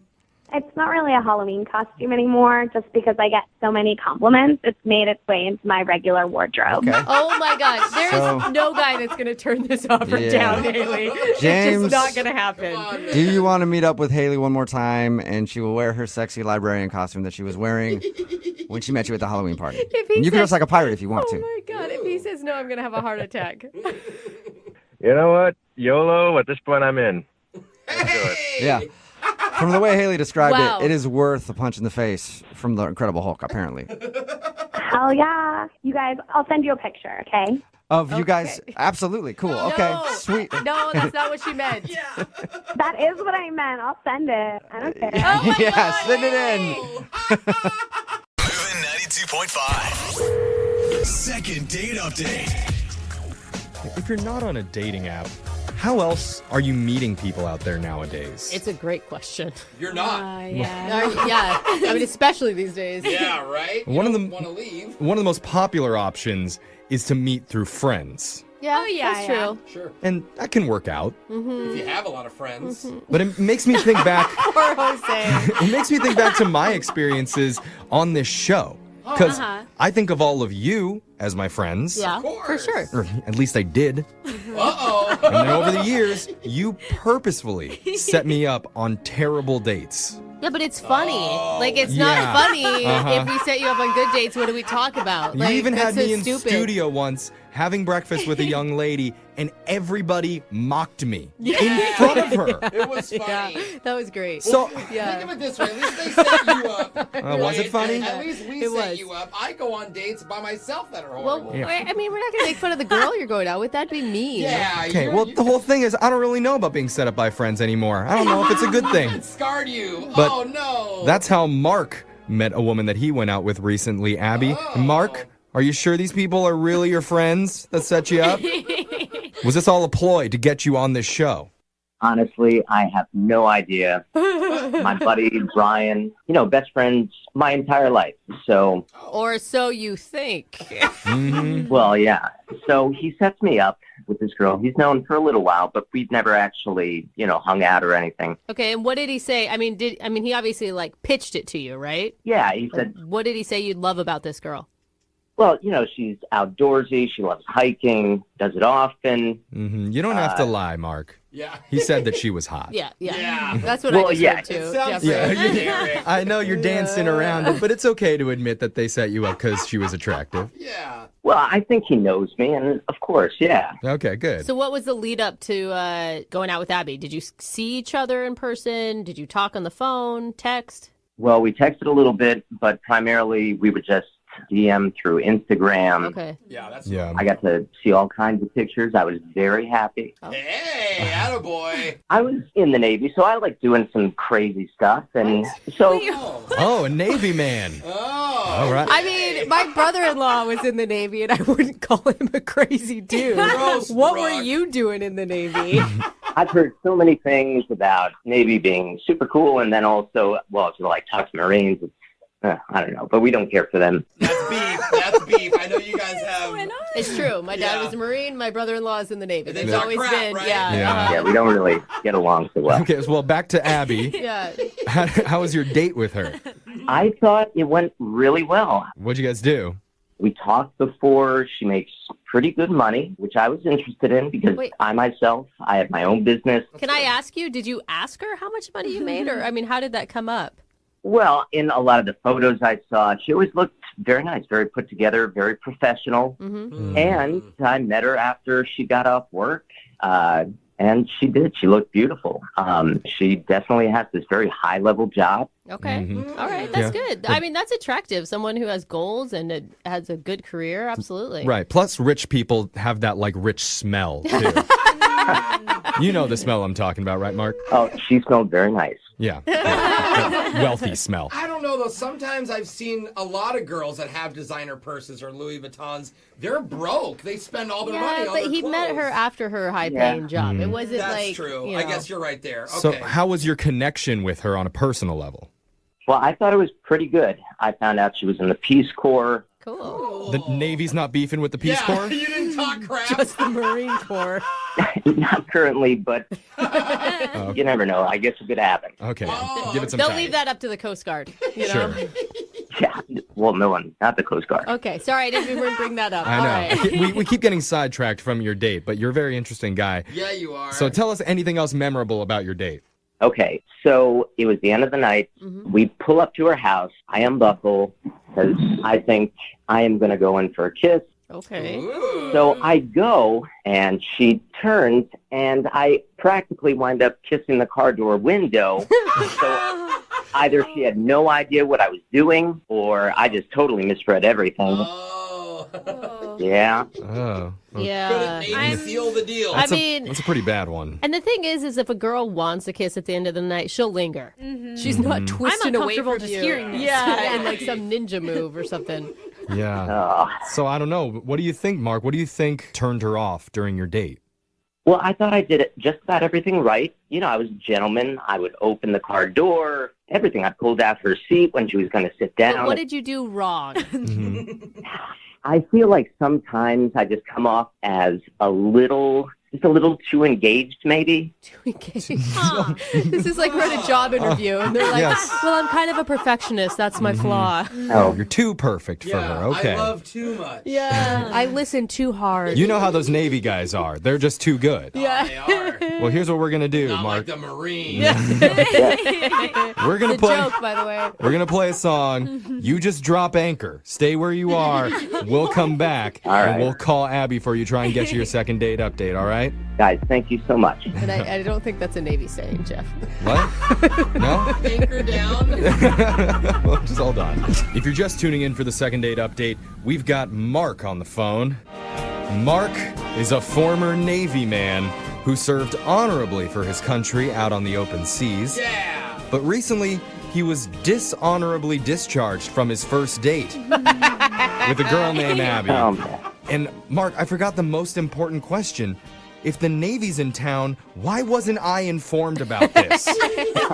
Well, it's always a party. Usually I'm at the docks holding a bottle of bubbly. So can you just please maybe text me next time you guys are going to dock?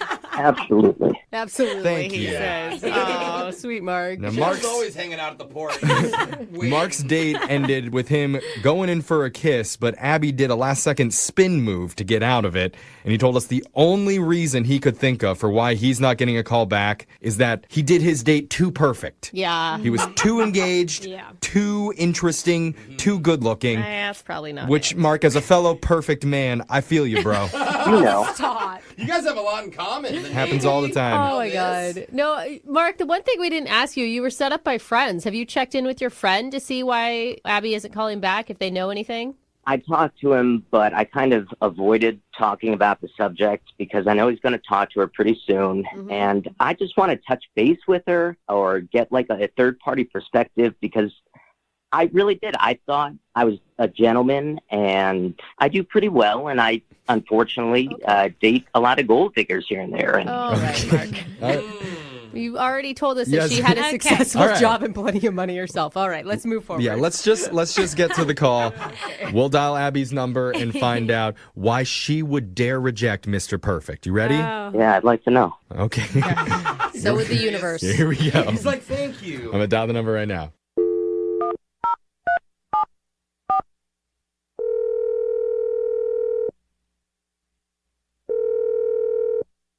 Hello. Hi, I'm looking to speak with Abby. Yeah, this is Abby. Hi, Abby. My name's Jeffrey from the radio show Brooke and Jeffrey in the Morning. Oh, okay. Oh, Okay, Are you so- familiar with the show? A little bit. We'll take it. That works for us. Yeah. Yeah, thank you. Thank you for listening, even a little bit. So the reason that we're calling is we're doing something called a second date update. If you don't remember what that is, it's where if you go out with someone and afterwards, if they're not calling you back, you can email our show and we'll reach out to that person for you to figure out the reason why. Okay. All right? And so recently, you went out with a guy named Mark.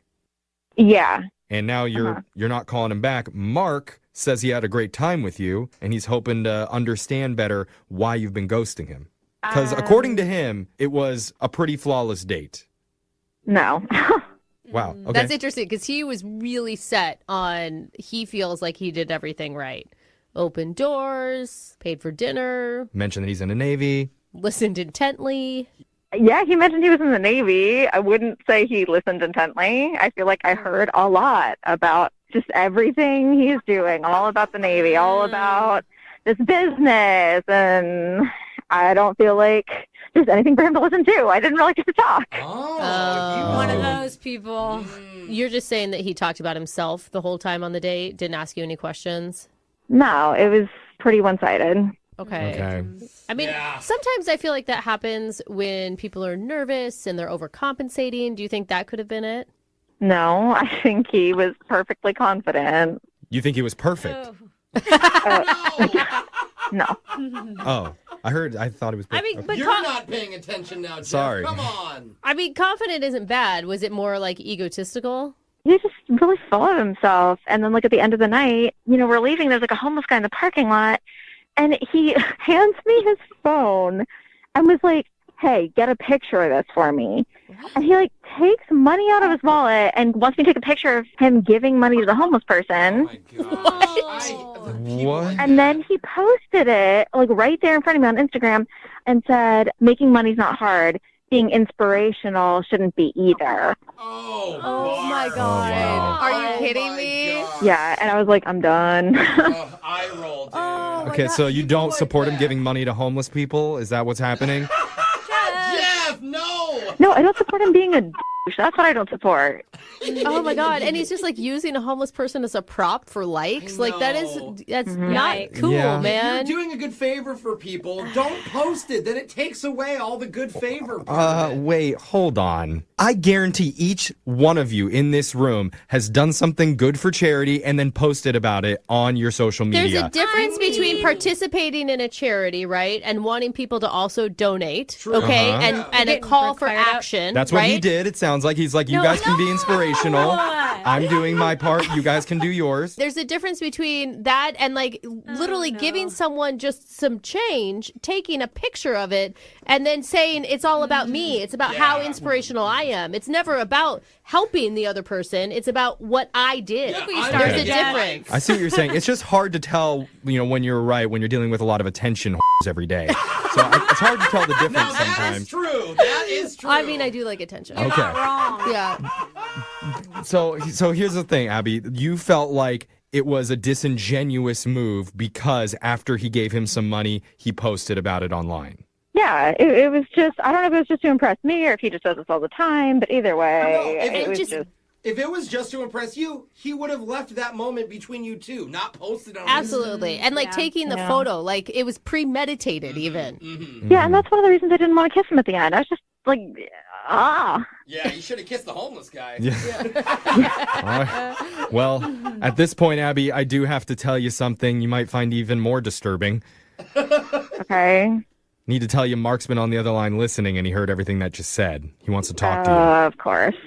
Yeah. Mark, you there? Hi, Abby. Why'd you say it like that, Mark? He is not happy. Okay. Well, I'm disappointed a little bit. Abby, I feel really bad that you got the wrong idea. A lot of things are about reputation, and if something gets documented on Instagram, it's good for your reputation, especially if you're doing something kind, And I really think that's important. And maybe somebody, sees that and they think, oh, all right, here's $5. And in my case, here's 20 because I have a lot of money. Okay.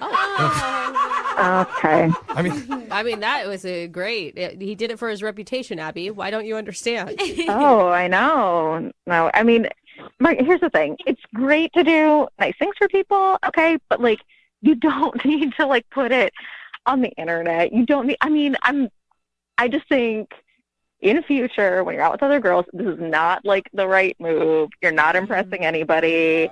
Just be nice, just to be nice.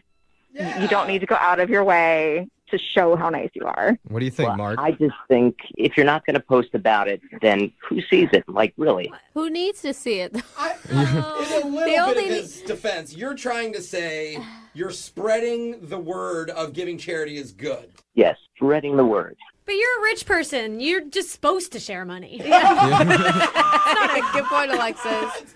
She's got you, Mark. I mean, I don't even think we're asking the important question here, the most important question. What's that? Which is, Mark, how many likes did you get on that post? Was it worth it? Jeffrey's right. Yeah, I got about 75. 75 likes. All right. Okay. That's a hot post. And how many likes did the homeless man get? Oh, see? Well, that's 75 people that maybe would be giving to a homeless person today because Mark signaled that it's a good thing to do. Thank you. That's a way to put it. I told you guys I was a great person. No, that's not how great people work. Okay. That's the Guys, wrong... I got to wrap it up. Like, I'm at work. Clearly, I'm not going out with this guy again. Oh, well, hold on. But before you go, Abby, I need to ask you, would you like to go out on one more date with Mark? Because we'll pay for it. No. We don't have as much money as Mark does, but we'll pay as much as we can. And we'll post this podcast, and everyone will know about the charity you did. I like how we're lecturing Abby, who was in the Peace Corps, about how to do good things in the world. I mean, this is ridiculous. Yeah, it's going to be a hard no. Oh, Abby. I think Don't blame you. That's not very charitable of you. Yeah. Mark, I think you just kind of need to like reevaluate why you want to do kind things for people and find a better reason. Or I could just go out with a hotter girl because I have lots of options. Oh, wow. Wow. People with lots of options always call us for help. Yeah. Well, actually, Mark, if you're wanting a girl that appreciates money, our social media coordinator, Alexis, is single. Hey there, Mark. How are you? Hi. Are we talking billions, millions, trillions? We're talking a couple 100,000. Hey, thousandaire. Text me. That's love. Moving 92.5.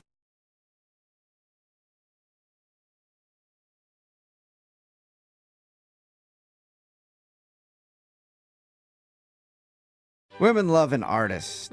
As a matter of fact, that's why it's called the Mona Lisa. Not a lot of people know that, because when Leonardo da Vinci painted it, all the ladies saw it and moaned. Little known art fact. Oh, and thank you for our art education this morning. sounds like we have a modern day Da Vinci on the phone with us. His name is Nathan. And I say that because Nathan apparently took the girl he wants to call today to a painting class. Oh, and fun. Nathan, did she moan? A little. What? Nice. Come on, Right. Nathan. Not Yeah. right off the top, all right? Listen, we got to work up to that kind of information. I mean, I'm a good artist. What can I say? Yeah. Yeah. Before you tell us about the date, first of all, what's her name? Her name is Madeline. Madeline, all right. And how did you meet Madeline? We met online. Okay. Cool. And what stood out about her? I gotta say, she just kind of had these eyes, these nurturing eyes that kind of resonated with me. And Okay. Good. I'm glad you described the eyes. I thought you were just going to leave it at she had these eyes. And I was like, whoa. You don't have very high standards, do you, Nathan? no, it did. It was really her eyes, and they stuck out to me. Okay. I mean, is that how you opened with her, like with a compliment about her eyes? I did. I mean, Good. It worked. Okay. Yeah. So, other than you hitting her up online about her eyes, obviously you guys went out. Otherwise, you wouldn't be on the phone for a second date. Tell us about your date. well, I don't know. I thought it was something that we could talk and be interactive, so we did an art class with like wine and yeah. And had you ever done one of those painting classes before? I had once before. Okay. Yeah, not as a date. Well, how'd it go as a date, other than just painting with your bros? I mean, I thought pretty well. Was there like a moment that sticks out about the date, whether that's good or bad? Yeah, she liked my work, and she nudged me, and she was like, "You're like a modern Bob Ross," and I was like, "All right, I'll take that." Yeah, because there is nothing sexier than Bob Ross. No, for real. Those happy little clouds. They're very happy. Is that all you did then? Went painting? No, we went to go to my apartment to actually hang it up. Oh, that is a That's cool. smooth transition. Was that your idea or hers? Because that's a pretty slick line. You know, I said that I would like to hang it up, and she said, "Well, let's go hang it up at yours." She volunteered to come with me. Okay. Cool. All Okay. right. And who held the nail? She did. All right. Nice you touched your nail, bro. Yeah. What happened back at the apartment? Was it on? I made her tea, just like very relaxed, chill, and it was all good. We hung up the piece of work, and Was that the only nailing that happened? I know, like, get to the juicy part. regrettably, first date, I didn't want to go too far, gentlemen. Okay. But after we hung it up, it was kind of weird, frankly. She told me she had to go meet her maintenance guy at her apartment. What? Okay, that's Like a weird excuse to leave, unless she had an appointment and knew about it earlier. But you'd think she would have told you that. I don't know. I thought that was really weird because usually maintenance guys have keys to the building, and I don't know. I thought that was really weird. Was this like a Friday night? Was it late? It was Friday. It wasn't crazy late. It was like 10:30, 11. Oh, pretty late 10:30 for or a 11, yeah, maintenance guy. that is kind of late. I mean, maybe, but I don't know. We were having a good time. It just seemed out of the blue. So that was it. She left to go meet her maintenance guy. And did you get a kiss or a hug or anything like that? Yeah, I gave her a hug, and it didn't feel like, she didn't pull away or anything. It felt nice. And then she left. Why do I picture her using maintenance guy in quotes, like air quotes around it when she told you? Whoa, like she's running off to the next guy or something? I don't know. Or something else. Yeah. Something other than you. Wow. Anything other than you is what it sounds like. Have you talked to her since she left? I haven't heard from her at all, no text, call, in about 4 days. And you've tried to get a hold of her? I've definitely tried to get a hold of her. So it seems like an excuse then. What do you think could have gone wrong? Well, the only thing is, I like really strong teas, and I do, teas can have effect. And my experience, girls don't love using the bathroom. So maybe that was just her quick idea to get out and Because of the go home and use cheese? the bath. Well, I mean, there are some teas that do a number on your system. Oh, teas. And it- I couldn't tell if you were saying teas or cheese. Both can cause Teas, problems. Yeah, exactly. Yeah. So you're thinking maybe you gave her tea and it had a laxative effect and she's embarrassed now? Yes. Okay. All right, well, All right. we'll play a song and then come back and call her and see if that is the reason she's not calling you back, all right? All right, that'd be awesome. Okay, hang on. We'll get your second date right after this. Right in the middle of a second date, and if you're just joining us, Nathan is on the phone, and he wants to call a girl named Madeline. They went out to an art class together and actually went back to his place to hang up the art, and that ends up being all that happened. They literally hung up the art. She had some tea, and then she made probably one of the lamest excuses to get out of a date that we've heard in second date history. So congratulations, Nathan. You have now made the record books and getting blown off in the worst way possible. Wow. Yeah, I don't know if that's a good thing. Yeah, maybe not. She told Nathan she had to leave at like 10 or 11 o'clock on a Friday night because she had to let a maintenance guy into the building. Even she in her head was like, really? A maintenance guy? That's all I Yeah. could think of? And now Nathan is not getting a call back. All right, Nathan, we're going to try to get her on the phone. Are you ready? I am ready. All right. Be prepared, Nathan, because I have a feeling you did something really wrong that you're very clueless about. All right, well, let's find out. Okay, all right, here we go. I'm going to dial her phone number right now.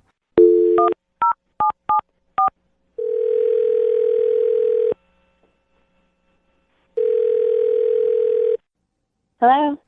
Hi, is this Madeline? Yes? Hey, Madeline, how are you? This is Jubal from the radio show Brooke and Jubal in the Morning. Okay. Okay. How you doing? I'm okay. What's this about? Oh, that's a good question. Yeah. I'm calling you today because we got an email into our show about you. What? Why? Another good question. You're full of good questions, Madeline. Because we do a segment on our show. It's called The Second Date. That's where if you go out on a date with somebody and then end up not calling them back after, they can email us to get you on the phone and ask what happened. And we got an email about you from a dude named Nathan. What? Nathan? Yes. Do you remember going out with a guy named Nathan? Oh. Yeah. Okay. Well, Nathan emailed us because he said he had a really fun time with you.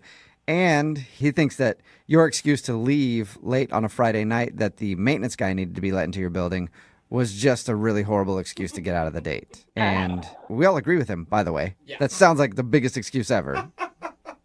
I don't remember what excuse I used. I already blocked him. I don't understand why you're calling me. I don't. You've even blocked him? Yeah. Why didn't he said that you guys went back to his apartment. Was there something creepy in there? It just freaked me out. It was just really weird. Can you tell us what was weird? I just got this really bad vibe when I walked in. The place was just super clean. Like, it was just weird. I got a really bad vibe and creepy feeling. Was there like something specific? Because super clean and he sounds like a nice guy who didn't want to push you to do anything you weren't ready for on a first date. After an art class. Yeah. I just got this eerie feeling when I walked in. It was like serial killer clean, like sterile clean, like everything wiped out, not a speck of dust. It was just so strange. No guy's apartment's that clean. It's just, So you're saying his place was too clean and it creeped you out? yeah. That's it? He had a clean place and that's why... No, you got to understand, though, it wasn't just clean. Like, it was like a team of people came and wiped this place clean of fingerprints. It was just weird. And you know, when you just get that feeling inside, it's like something bad happened here. What? I need to go. It made you think what? Do you think he's a serial killer or something? No, I don't know, but I'm just saying it was way too clean and... Something's wrong with that. Maybe he's just, one of those OCD types that really like a clean house. Or maybe he read the decluttering book that everybody reads. And it's not that clean unless you just moved in and took the plastic off of everything. There was nothing out of place. It's like a museum. I think he All sounds right. dreamy. Can he move into my house and improve some things that I've got going on?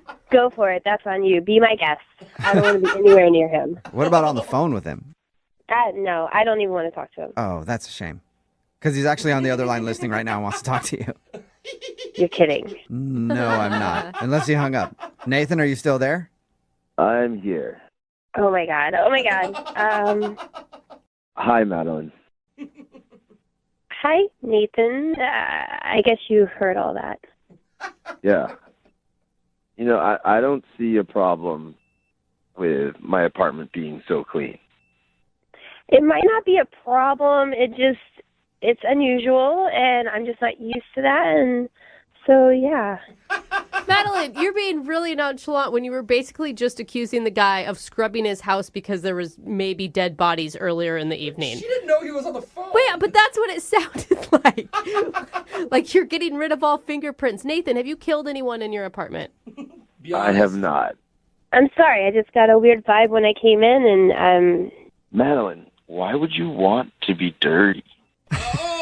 Why would you want that? What? I don't. I'm just saying your place is like so clean. It's just freaky. I mean, I have had people comment on how clean it is, but I don't like dirty things. Dirty things really upset me. Okay, so Okay, now that did sound a I'm little starting crazy. to get Okay. a little bit on Madeline's Yeah. side now, Nathan. See? I'm not crazy. I don't Nathan, think he meant it like yeah. that, you guys. Did you mean it in the way that it sounded? Because it sounded super creepy the way you said that, Yeah, Nathan. you said upsets you instead of a noise. No, I didn't mean to be creepy. You guys, give this guy, Madeline, I feel like you're missing out on possibly a really good guy because you're making a lot of implications on just a clean house. I can clean my own house. Seriously. Why? I mean, would you rather have a dirty boy? Because I've known dirty boys, and I refuse to be a dirty boy. Are you just messing with us now, Nathan? Nathan, are you like doing this on purpose? Doing what? Nothing. Yeah, never mind. I mean, I've told you, if dirt is bad, it's the enemy. And if I see dirt, I will get rid of it. I like a clean apartment. Get rid of it? See, guys, what happens if I come in and my shoes are a little dirty or something like that? Like if we did. There will be no dirty shoes in my apartment. Oh, okay. Because I would ask you to take them off. I just don't like dirty things. But Nathan, what happens if we're eating and I drop something or spill something or make a mess? Then what? Then we'll clean it up right away. Okay. Aren't you going to get angry at me? I do not get angry. I just clean the dirt. This is so strange. Yeah. Huh. Yeah, I mean, Nathan, you're obviously passionate about cleaning. Very. Madam, listen, if you come over again, I will show you that we can make something dirty together, and then I will clean it up. Okay. Sounds like a great second. Yeah, it does. On that note, I'm just going to ask you, Madeline, would you like to go out with Nathan on a second date? We will pay for it, even if it's cleaning supplies. As tempting as that is, I'm okay to not go. Yeah, You sure? I feel like trusting your gut may not be a bad choice for you. Well, Madeline, I'm really bummed that you'd rather date a dirty boy than me. You're making a mistake. Stop saying dirty boy. All right, Madeline, so take care, because the dirty will be judged. Goodbye. Oh my God. Okay, I think you need to do more than just block him. Madeline, are you still there? I'm a little freaked out and scared. I got rid of him with the blocking, and here you guys opened that back up like freaking Pandora's box. He doesn't know anything about you other than your phone numbers and stuff, right? Yeah, he doesn't know anything. He probably doesn't even know my last name. I blocked him on everything. Okay, good. All right. Yeah, you are safe. And I feel sorry for all the dirty boys out there right now because Nathan sounds like he might be fired up to do some cleaning tonight. I hope not. Moving 92.5. Brooke and Jubal's second date update. The woman on the phone to do a second date update today officially has an idea for the craziest second date I've ever heard. Really? What? And that's all she wants from the dude that she wants to call is one more date. Really? That's it. Wow. Her name is Virginia. What's up, Virginia? How are you? Good. How are you guys? Good. Your email was very, very interesting. Yeah. I can't tell if you're doing like good crazy or bad crazy right now. I mean, I know it sounds crazy, but I know what I want. Okay. All right, well- I mean, I can appreciate that in a woman. We'll talk about what you want in just a second. But first of all, tell us about the guy that you want to call. Okay. His name is Jordan. We went volunteering at a community outreach event. Okay. And Okay, he so- was, he was like so nice and obviously very community minded. And honestly, he was physically everything I am looking for. Okay, so he's got a good heart and a good bod. Yeah, he has got beautiful blue eyes, brown hair, and he's like 6'2", and really like physically well built. You sure you're not describing me? Uh, Wow. Did we go on a date, Virginia? I don't remember going on a date with you at all. No, I said he's 6'2", not 2'6". So she has Okay. seen a picture of you. I heard it wrong. Sorry. So you thought he was hot. Yeah, he was just like the full total package. Okay, and were you hitting on him during this volunteer activity? I would say it was like pretty mutual, and I asked him to go out for coffee, Awesome. and we were talking for like 30 or 40 minutes. I would say, we're getting to know each other. All about his family, comes from a great family. All like the first date small talk was awesome. Yeah, and like all the things he's saying about himself are like all the boxes you want checked, it sounds Yeah, like. truly, like he checked every single one of my necessary boxes. Wow. And I realized pretty quickly that like he's exactly the guy I've been looking for, just not to date. And that brings us to the most interesting part of your email. Why would you not want to date him? He's hot, he's nice, he does good things, he's got a good family. Yeah. I mean, I don't want to date him. I want him to actually get me pregnant. What? See? I told you guys.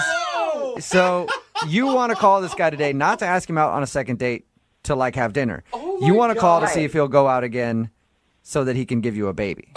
Yeah, pretty much. Like, I've been looking to have a baby for a really long time, and, all of my friends have babies, and I'm ready to be a mom, and I'm just not really looking for the relationship. You can't just ask someone to get you pregnant. Why not? It's true. I mean, you can ask him to do whatever you want. All he has to say is no. And I will say commendable for asking. Instead of, there's other ways women can get pregnant without anybody ever knowing, Yeah, and some girls ask for weirder things. I'm just saying. I don't know about that. I had one girl ask if I could open her door sometimes. Oh. That would have been way easier with the pregnancy thing. Yeah. So she was a weird girl, though. You don't want to maybe date him and see if it leads to love and marriage and then eventually babies? No, I'm not interested. And, I've done my research. I've thought about this, and I just feel like this is the right thing to do. Like, I have gone on a lot of dates with guys that I thought could be the one, and they never were, and relationships are messy, and I'm ready for the mess of a baby, not the mess of a relationship. And I just really need your guys' help to help me facilitate it. Okay, So did you tell him my on your gosh. first date? Did you tell him on your first date that you wanted this from him? No, I didn't. Okay, because I was going to say that's probably the reason he's not calling you back. Yeah, I mean, well, that's kind of where I need your guys' help because, I've left him a couple messages, I've called him, I've texted him, so I can tell him about this. And he's kind of ghosting me, and I'm now kind of at the point where I'm like, okay, you are the one, you're it. Okay, can I ask you, I mean, you want a baby. It sounds like you've done your due diligence in making sure that that's really where you want to be in your life. Mm-hmm. Why not go through a sperm bank and do like the doctor route? Well, I found doing all of that it is so expensive. And I have a lot of money saved up for when the baby is actually here. I just feel like, why should I pay, hundreds of thousands of dollars to try to get pregnant when I can do it for free? Yeah, and this way is a lot more fun than the doctor route. Yeah, and I think he's getting a pretty good deal. He doesn't have to be involved. I don't need his help. I don't need a relationship. What? Yeah, but there's no way. I mean, it's hard for me to believe that any guy is going to believe you when you say that. Yeah. I will draw up some paperwork. My mom's a lawyer. I can have her draft up something that will just say he doesn't have to be involved. He doesn't want to, and there you go. I feel like that's the best possible option. You know what I mean? He's getting off pretty much scotch-free. He has a couple good nights until it's a done deal. And then, you know, if he wants to be involved, he can, but I don't need him to be. You know, it could take you like a year or more to get pregnant, right? Yeah, but, you know, that's a risk I'm willing to take. And plus, you said that he's really hot, so I'm sure you don't have a problem. Like, man, I hope this takes like 2 years. I mean, I really hope it doesn't take 2 years. But honestly, what guy does not like some friends with benefits? Yeah. And you know he's single, right? Yeah. Okay. Okay. Well, we'll play a song, come back, call him, and see if we can get a second date update for you so you can get pregnant. Cool. Thanks, guys. Never thought I'd say something like that. We'll do it right after this. Hold on. Moving 92.5. Brooke and Jubal in the mornings. Second date update. If you're just joining us for today's second date update, Virginia is on the phone, and Virginia wants to call a guy named Jordan. And who is Jordan? That's right. Jordan might be Virginia's baby daddy someday because she doesn't really want a second date in the traditional meaning of a second date. She wants Jordan to get her pregnant.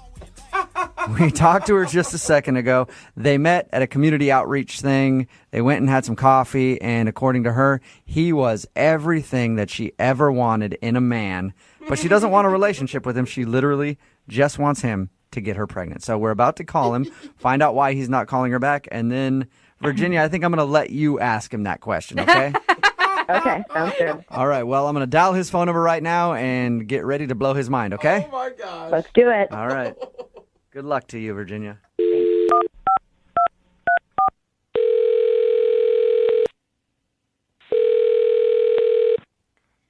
Hello? Hey, is Jordan there? Speaking. Jordan, how are you, man? This is Jubal from Brooke and Jubal in the morning. Just say that again. Who are you? Jubal from the radio show Brooke and Jubal in the morning. Okay. It's a radio program. You can hear it on the radio in the morning. Great. Cool. Glad we got that out of the way. Is there a reason that you're calling me? You went out on a date with a girl named Virginia a little while ago. Or should I say you had coffee with a girl named Virginia? Yes. Okay. Well, Virginia liked you a lot. Okay. And so she emailed us because she wanted to see if we could get you on the phone since you aren't answering any of her phone calls or text messages. It's a segment we do on our show called the Second Date Update. That's exactly what it is. If somebody gets blown off, they enlist our help to get you on the phone and find out why. So is there a reason that you don't want to go out with Virginia again? This is very confusing and very odd, and I don't know if I should be telling you guys anything because I think this is personal. No? You haven't heard confusing or odd yet, man, trust me. What do you mean by that? Don't worry about it. I know that this can be a very strange thing to do, but is there a reason that you're not calling Virginia back? She liked you a lot, like a lot. Truthfully? Yeah. She's really, really lovely and really nice, and it's just not someone I felt like was a really perfect match. You know what I mean? And I don't know, maybe it's me. I am seeing a few other women right now, and I'm not really looking for anything serious.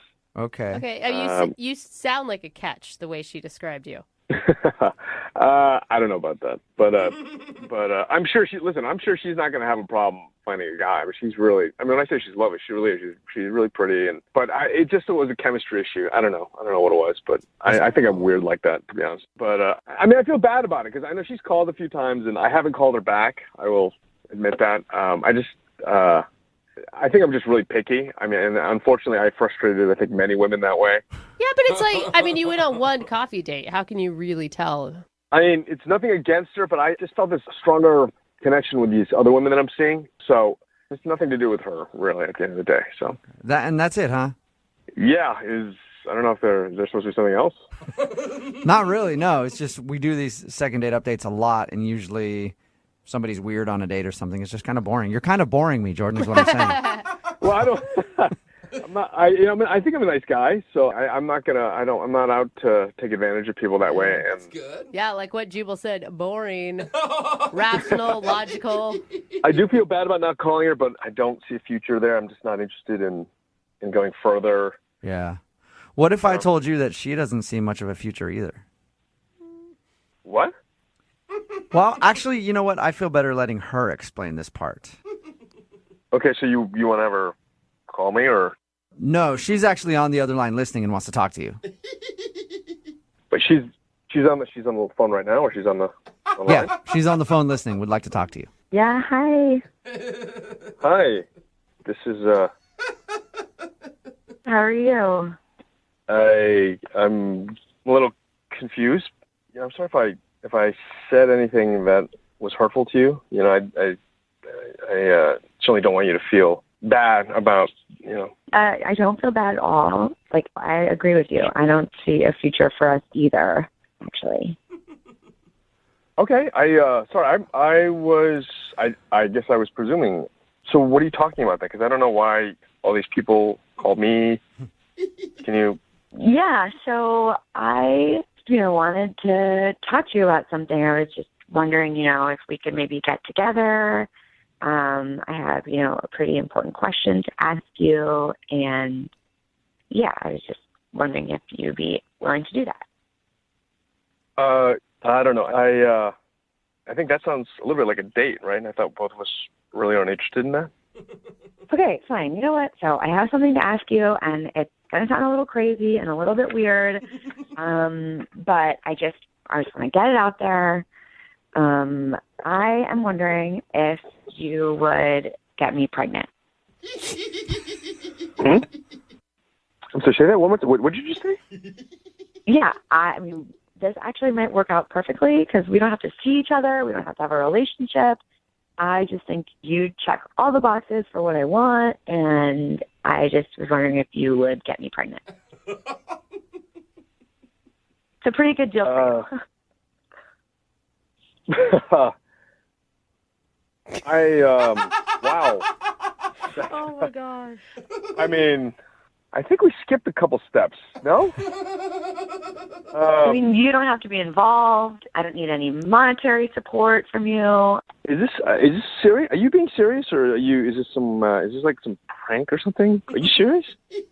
No, I'm dead serious. This is not a prank. This is my real life here. Oh my god. Something I really want. And I've gone out with so many different guys, and you were amazing and perfect, and I would be honored if you said yes.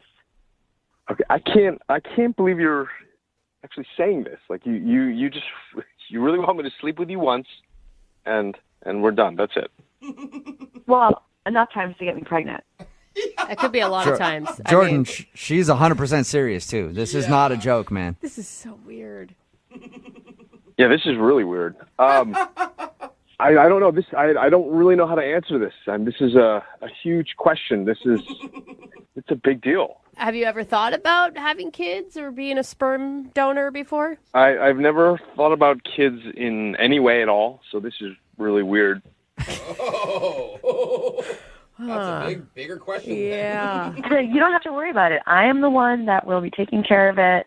You don't even have to be in the picture after it's done. Just do what you do best. Do what you do best. That's a big vote of confidence for you, Jordan. Yeah. Is that what you do best? I have no comment on that. Oh my god, and there'd be so much pressure going into the bedroom before this. It's like a business deal, but with your clothes off. Yeah. I'm pretty sure I'm guaranteed to panic in that situation right now. We'll just treat it like a normal date, and you have a guaranteed good time. It will not feel like a business deal. Yeah, Jordan, if you go on one more date, you'll know exactly how that thing's going to end. Yes, 100% success rate. No strings attached. Yeah, I don't know if I would call that a date, to be honest with you. What if I offered you some money? What if I offered you $10,000 before I get pregnant, and then an additional $5,000 when I get pregnant? Whoa! That's a lot of money. What about that? Would you do it then? Oh, And wow. you know what? Then I'll also have some legal papers drafted up. So you'll have $15,000 and some legal papers that say you don't have anything to do with it. You don't need to be involved at all. How about that? Oh my God. I'm sorry. I cannot believe this is happening. Neither can we, dude. Yeah. I really wish I had coffee. Hey, Jordan, would you like to go out on a second date with Virginia? You can make $15,000 and so try to make a baby after. And we'll pay for dinner, too. Oh, wow, what a So, deal. sounds like a great night to me, Jordan. Would you do it? Will you pay for college? Yeah, no kidding. That's on Virginia. She can do that. And child support for the rest of your life? Oh, and the therapy? No, I meant for me. Yeah. I'm not paying for your therapy, no. But I will pay for dinner so you guys can go out and discuss your transaction further. I'm happy to hang out and see and talk. I'm not going to say right now that yes, I will get you pregnant, but I will certainly say yes to coffee. Can we just start there? Oh my God! Congratulations, Virginia. That sounds like you got a second date. That's awesome. We can definitely start there. Oh my gosh, I wish I could be in that coffee shop and hear what you guys are going to talk about. It'd be so awkward for anyone sitting near you. Now that I think about it, I will probably need something a little stronger than coffee. Brooke and Jubal in the morning. Okay, dudes. Thirsty dudes. You can stop texting in at 78592. I'll get her pregnant for free. Yeah. It's Brooke and Jubal in the morning talking about today's second date update. If you missed it, it was shocking. Mm-hmm. Virginia wanted to call this dude Jordan. Forget the particulars of the date and all that stuff. All she wants him to do is get her pregnant. She said she's willing to pay him, sign paperwork and everything. All she wants is just for his baby to be inside her. She wants it. his seed. That's Yep. all she wants. That's all she wants. Somebody texted in at 78592 and said, "No, I had a friend do this, and it's a trap." She said it's not a trap. She just literally went out with this guy, and she's been wanting to have a baby for a while. And she went out and was like, "This is the dude. This is the one that I want to be the father of my baby, even though I don't want it in the baby's life." She said he doesn't have to do anything with the baby, just basically get her pregnant and then leave, That is and she'd crazy. pay him for his time. I mean, it's a live sperm donor. Is what it is. Yeah. Like without the clinic, right? We did get another text from a mom that says she can borrow my 3 kids for the weekend. Let's see if she still wants to be a mom after that. Yeah, who cares how Seriously. beautiful the kids Yeah. are? So they actually agreed to go out again. And just talk. To have coffee and then talk about it and I see think- if he's willing to do it. We'll definitely try to keep you updated on it. We'll She's stay in pretty contact. convincing. I have a good feeling that she's going to be able to talk him into this. Think so? I think so. He I sounded. mean, he said yes to talking over coffee. That's the gateway, man, to baby making. I think if he would have said no outright and been like, "No, I don't want to go out. I'm not interested," then it was definitely a no. But I think the fact that he even opened the door, I'm means with you. that he's about to be a baby daddy. And of course, still the text man. I told you guys stop. It's still coming. Stop it. So There's so nasty, many dude. dudes texting in right now. Dude, I'll do it for free. You don't have to pay me. I'll do it all night long, actually. I'll never stop, dude. We get it. Shout out to all the horny truckers. I love you guys. Thank you for listening. And your texts always entertain me. Remember, if you want to do a second date update, all you have to do is email the show and we will call the person who didn't call you back. Moving 92.5.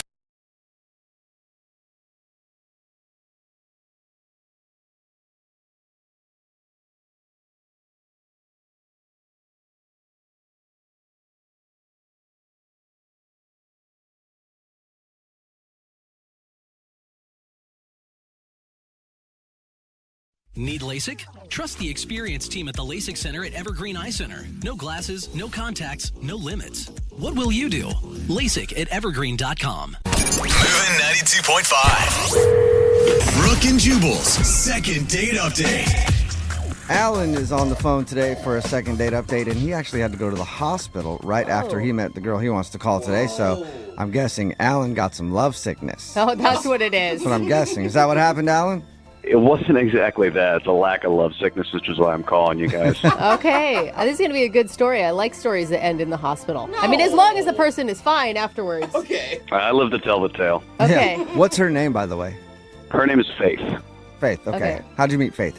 So I'm at a bar with a couple buddies, and I'm a little bit short on cash at the moment, so I need, the guys to pay for a round, and they don't want to because they're punks sometimes. So we start betting each other for what I can do for it, and we talk about a bunch of different stuff, and finally say, look, I'm going to chug this entire bottle of hot sauce if you pay for my drinks. What? This is what you're resorting to? You sounded like a real put-together guy at the beginning of this. I mean, I'm pretty put together, but I get dumb sometimes with my friends, and we challenge each other to stupid stuff. So Okay, this sounds awful. I'm a man of my word. I chug the hot sauce. Oh, dude. The whole, like a whole bottle? Yeah, a whole bottle. It was like 3 or 4 gulps. As people are hearing us kind of joke around with each other about me doing it, and so people started paying attention. So by the time that I unscrew the label, in the top of it, everybody's watching. So the entire bar, they literally cut the music on the jukebox. Oh, wow. So you're like the man of the hour. Totally. I had 15 people shouting chug. And that's when she fell for you, when she saw you take that bottle in your hand, because there's nothing a woman wants more than a man that can chug hot sauce. I think it's, somebody who takes control. I think that's what she saw in me. But so she I do it, the guys slap me on the back, and she walks over, which is always a good sign. Yeah. And she says, that was pretty impressive. Let me buy you a beer for that. Yeah, she really did like it. Turn her on. You may have found the woman of your dreams. I feel pretty lucky at this point, Mm-hmm. And we, I go excuse myself from my friends, and we go over to the bar, and we're chatting a little bit, and it's really nice. So we start, we exchange numbers, and that's when the hot sauce. So that's when it kicked in. That's when it kicks in, yeah. All right. And by kicking in, what happened? Yeah. Well, you know how some people get the runs? Oh, my God. Yeah. I felt like I was about to get the sprints. Oh! I can imagine. Oh, my God. Oh, that's so gross. And this is while you were talking to her? Oh, totally. I'm salivating. I can feel it's going to get out one way or another. And I don't, want to, I don't want any liquids to get on her. Yeah, puke all over or do something else all over. Yeah, whatever. Yeah, that would have been even more disturbing if you did that and she's just like, ooh, now I really want to take you home. Right? I don't want to know that yet. So I get my buddies to come over. I text them real quick, and they say, oh, we have to go to this other bar. So I basically make up an excuse. We say, oh, I've got your number. I'll text you soon. And I leave. And that's when I go to the hospital, and I found out that I actually have an ulcer. Oh, wow. Wait, you left and went to the hospital and you have an ulcer? Yeah, and I'll be fine. It's one of those things where it's, don't be dumb, chug bottles of hot sauce, so I won't be doing that bad again. I don't think doctors recommend you do that when you have an ulcer. Ever, I think. Yeah, 9 out of 10 don't. So we hung out again, it was nice, and we went to a different bar, and I tried to really limit the amount of alcohol that I was drinking because of the ulcer. It was nice, but I had to cut it short. I have this appointment that I legitimately have to get to, and so I have to cut short that hangout. So this is the second time in a row that I've kind of been a little bit of a flake to her, we were barely talking, and then I left, and then this other time we were maybe hanging out for half an hour. So now when I text her, and I even tried calling her and left a message, she's just not responding, and I think it's because she thinks that I'm going to bail on her. Or Did you tell her beforehand that you had an appointment to get to and coffee will be short? I forgot, to be honest, which is dumb. Why did you schedule it that way? I was just being dumb. I thought that I had time to do it, and she was the one who suggested that time, and I didn't want to be I'm busy that time. Yeah. So I didn't even really think about it. I was just excited. She said, let's meet for a day. I was like, oh yeah, Okay. sure, of course. I'm noticing a theme with you, Alan. Mm-hmm. Being dumb a lot. Yeah. The hot sauce, I was dumb. The scheduling, I was dumb. Me and my bros get dumb. Yeah. I'll totally cop to that. I will cop to not always being the smartest guy in the room. Okay. So how long did your hangout actually last? I'd say it was 25 minutes, half an hour. Enough where we got to kind of know each other and have some, it was starting to get a good conversation, but then I had to bail. Yeah, that's really short. Yeah, that is really short. I feel like you have to at least have an hour with someone to even be considered not rude. Yeah, for it to be a date, right? I kind of feel like we haven't even gone on a date yet. Yeah. Yeah, no, you haven't. You met her at a bar and you had to leave and then go to the hospital because you chugged hot sauce, and then you met up for a date and you were there for half an hour before you had to go somewhere else. I can see how that would make somebody think that you're a little flaky. Yeah, when she's so cute and she's super nice. So, if anything, I just want to be hey, I'm sorry. You're great, but I kind of feel like we have a connection. So I'd like to, if there's a chance, I want to try. Okay. And I forget, she's not responding to you now at all, or she's just kind of blowing you off? Yeah, she's not responding to me at all. Okay. Okay, well, we'll play a song and then come back and call her and get your second date update, okay? Awesome. Thanks, y'all. Yeah, man, hang on. Moving 92.5. Brooke and Jubal in the mornings. Second date update. Right in the middle of a second date update, and if you're just joining us, Alan is on the phone, and Alan is dumb. That's not my words, those are his words. That's true. Alan met a girl named Faith at a bar one night. His first dumb move was chugging a bottle of hot sauce because his buddies dared him to do it. Hey, she was impressed by that, though. Yep, but that's how he met her. And then his second dumb move was after he set up a date with her, he met up with her, but he had an appointment that day, so they only spent like 30 minutes hanging out and having a few more drinks at another bar like a week later, and now she's not calling him back. Alan, we're about to call her. Are you ready?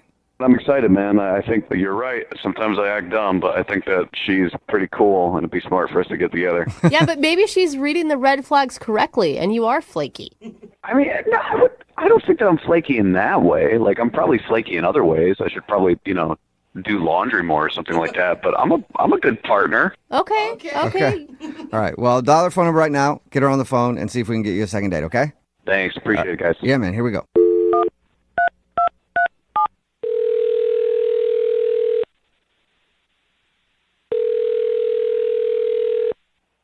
Hello, Hi, may I speak to Faith, please? this is she. Hey, Faith, how are you? This is Jubal from the radio show Brooke and Jubal in the Morning. Wait, who is this again? Jubal from the radio show Brooke and Jubal in the Morning? Oh, like a radio station? Mm-hmm. Yeah, not the whole station, but we're on a the radio morning station. Oh, sorry, I don't listen to the radio much. I'm calling you today, though. I know it's probably confusing why radio show or station or whoever is calling you, but I'm calling you because one of our listeners actually sent us an email about you. Oh, what? Yep. Who? Why?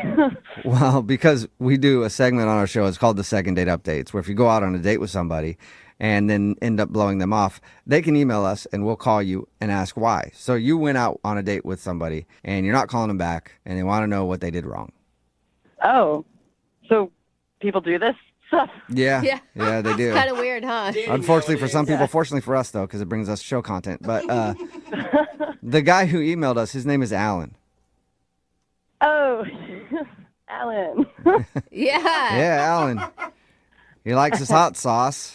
Yes, he did. I could not believe you went up to, he told us, you went up to him in a bar and asked him out after you saw him chug a bottle of hot sauce. Yeah, I was with my girlfriends and we were like chatting and the whole bar like went silent. They turned everything off and everyone was just watching and I was like, I want to talk to that guy because I need some happiness and laughter in my life. Was it the hot sauce that did it, or did you also find him attractive? I mean, he's good looking too, but I mean, the hot sauce was the... Yeah, that's the way to your heart, isn't it, Faith? That's so funny. Well, I mean, it's hard to go talk to people, but it was a good introduction thing, but yeah, him and his buddies had to go. They were going off somewhere else or whatever they were doing, and so we exchanged numbers and stuff. Yeah, and he told us about that. He also said that you guys got together for an actual date and he had to cut it short. And he thinks that you're not calling him back because you might think he's flaky because he didn't spend a lot of time with you both occasions. No. No, that's not why you're not calling him back? Yeah, that's not why. Do you mind telling us why? I don't know what he told you about the date. He said that he met up with you at a bar and ended up having to leave like half an hour in. Yeah. And that's pretty much all he told us. Oh, he didn't tell you anything else about, his appointment or what happened? No, he just said he had an appointment. I guess we should have asked. We didn't ask. He said that he liked you and that he thought you guys had a good connection. Yeah, we had good conversation, but like... What else should he have told us? It sounds like you think he should have told us more. Like there's more to the story. So when I got there, he was there first and he had a drink or whatever. And he's like, yeah, I gotta, loosen up for my appointment. And I was like, what are you talking about? And he's like, yeah, I'm going to go get waxed. And I'm just like, ow, why would you do that? Like, you're going to wax your chest? And he was like, no, I want to wax my nether regions. Oh, wait, kind of waxing, like a Brazilian or something. Yes. He cut your date short for a wax appointment? Yes. And I was like, why? Guys that I've talked to or have dated in the past, I've never heard of them go for a Brazilian. And I was like, why? And he was like, well, the ladies love it. And I was like, which ladies are you talking to? Like, are you currently seeing somebody now that likes it, or are you just doing it for future purposes? And he's like, no, man, I know that the ladies love it. It sounds almost like he was trying to brag to you, like, hey, you keep hanging out with me. I'm all smooth down there. Right. Or the assumption that if he goes get this done, he's going to go, hook up with somebody and he's all prepared for it or whatever. You can't knock a guy for his upkeep choices, right? Yeah, everybody's different. They have different preferences. At least he's doing something about it. Some guys just let that forest grow. I've never seen it either. Maybe it's not so bad. I don't know. And then towards the end, because it was only about 30 minutes or whatever, and there was 5 minutes left, and he's like, okay, I got to go pay my bill. And I was like, okay, and he comes back with 2 shots. And he sits down and takes both shots. What? And then he's like, all right, well, I got to go. He takes both shots and then just peace. See ya. Come on, man. And how drunk is he getting before he goes and gets waxed? I don't know how long he had been there before I got there. Yeah, but, it's kind of rude to bring somebody 2 shots and then take them both yourself. Yeah. And the table next to me was like, did that really just happen? Yeah, the shot thing is rude, and also the fact you can reschedule a waxing appointment any time. It was all just too weird for me. Yeah. Okay. Well, I'm sorry to get weird on you again, but Alan is actually on the other line and wants to talk to you. What? Yeah. I said Alan's on the other line and wants to talk to you. No, unless he had to go to a waxing appointment. I don't know. Alan, are you still there?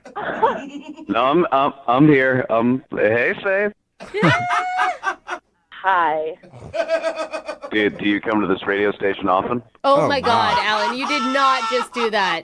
That is 18 billion points against you right there. I love it. Oh my God. I know it's weird. I feel a little awkward because of the situation, but I just wanted to talk to you. On the radio? Well, you weren't returning a phone call or any of my texts, so I think that you're really cute.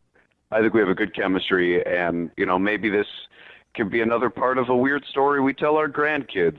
Oh, God. That's really nice of you to say, but were you listening to what I was just saying about how the whole thing that you're doing down there is just a little weird to me? It's just kind of a weird thing that you think that you have to do. What are you talking about? Women love this. I've had more compliments since I started my wax phase than I ever had before. My wax phase. Interesting. That's a nice wax you got there. What kind of compliments are you receiving, Alan? I don't want to tell tales out of school, but the feedback has been very good. The feedback? Feedback is very good. Faith, what do you think about that? It's got good feedback down there. 4 stars. You got a good Yelp review on that thing, yeah. 5 stars. Oh, 5. Oh, my God. I just have never heard of this. Even if it's that, why would you bring it up on a first date? Yeah. Well, what's more awkward, for me to talk about it beforehand or for, Lil Davey to show up freshly shorn? Lil Davey. So he's got a name, too, that bald little guy. Yeah. King of the Wild Frontier, man. Oh, my God. Maybe some people say that we talk too much about sex. I don't think that we talk enough about it. I'm just giving you a heads up. I'm sorry if it was a weird way to do it. It's something you're not used to, but I promise you, look, I saw an episode of Sex and the City on it. The internet's been blowing up about it. Oh. I've just never heard of it before. I've dated a bunch of guys that have never done it. Tons of girlfriends, no one's ever talked about it. I mentioned it to my friends, and they were like, what? Who does that? The thing is, Faith, he sounds like a really confident man. He's not embarrassed about it. I don't know. I don't think those are negatives. I'm not embarrassed about it at all. I will be very candid about that. How long have you been doing this for? I'm just curious. I've been doing this for 4.5 years.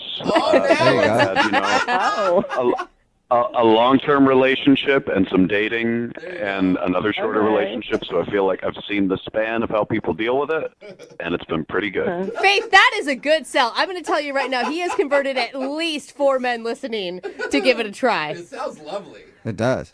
I'm not going to lie. I'm kind of curious now. All right. Well, Faith, then would you go out on a second date with Alan? We will pay for it. I mean, yeah, sure. That's awesome. Really? Alan, That's what I'm talking about. congratulations. Oh, man. I would say you got a second date, but I think your hairless buddy got the date. Hey, Davey. Lil Yeah. Davey. Lil Davey's smooth, just like you are, Alan. There's no pressure for Lil Davey to make a special guest appearance, but Faith, I think we're going to have fun either way. So. All right. Everybody's ready. Well, congratulations to Faith, Alan, and Lil Davey. Successful second date update. Brooke and Jubal in the morning. Text in at 78592 says, stop manscape shaming. I agree. Talking about today's second date update. If you missed it, this dude, Alan, met Faith, the girl that he wanted to call, at a bar one night while he drank a whole bottle of hot sauce as part of a bet with his friends. They ended up going out on a date, but only hung out for like 30 minutes because Alan forgot that he had an appointment that day. Well, we called Faith, and she told us that the appointment Alan had was to get waxed down there. And she thought it was a little strange. Well, mankini wax. It's intense. Like, manscaping is one thing, but, like, just bare? Like getting waxed. I've never come across it. I cannot imagine that. Yeah. Yeah, I just wouldn't want to do it for the pain. I know. Well, or the person who has to do it. Like, there's a lot of creases underneath, and That's how what do I'm you saying. get in there? Even just manscaping down there is kind of difficult. Well, let alone... Alan claims that the ladies love having a man who's well-groomed down there, and that the feedback he's gotten has been pretty good. And in the end, Faith, her curiosity won out, and she decided to see for herself. So they're going out on a second date. I think we can all agree, men or women, we like it if you got a little haircut or a little, something down there. 1 second date update. I'd like a report on how, I'd like a review. Yeah. I'd like a Yelp review on how this turns out. Remember, if you want to do a second date update, all you have to do is email the show, and we will call the person who didn't call you back. It is Friday, so Young Jeffrey's Song of the Week is coming up at 8:10. Move at 92.5.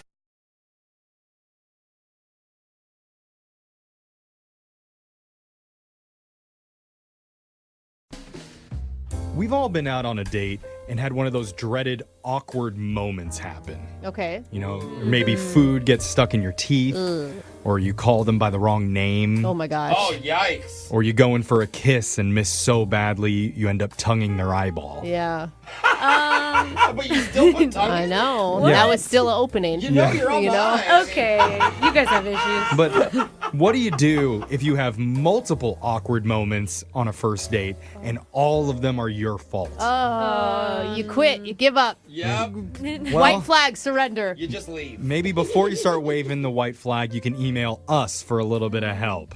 Yeah, that's also awkward. That's, So, That's what one of our listeners, Tracy, did after she went out on a questionable first date, and she's hoping to get a little bit of redemption with the second date. Hey, Tracy, how you doing? Good. How are you? okay. We're doing all right. Okay. Tell us about the guy that you went out with. What was his name? Okay. I actually met him on a dating app. His name is Hundy. Hundy. That's a cool Hundy. name. Is that I his know. real name, or is that just like, I'm rich, so my friends call me Hundy? Oh, I didn't even think about that. Oh, like Hyundai? I thought like Hyundai, like Yeah. a cheap No, car. I'm thinking Hondos, like Yeah, Benjamin. got you. Oh. Is that his real name? Do you know? I think so. I mean, that's what he introduced himself as. Okay. What'd you guys do?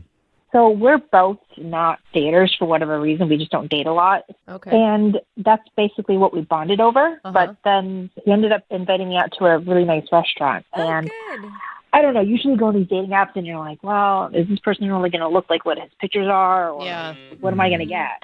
But he was indeed exactly what his picture had revealed. And he's dressed very nicely. He's very handsome.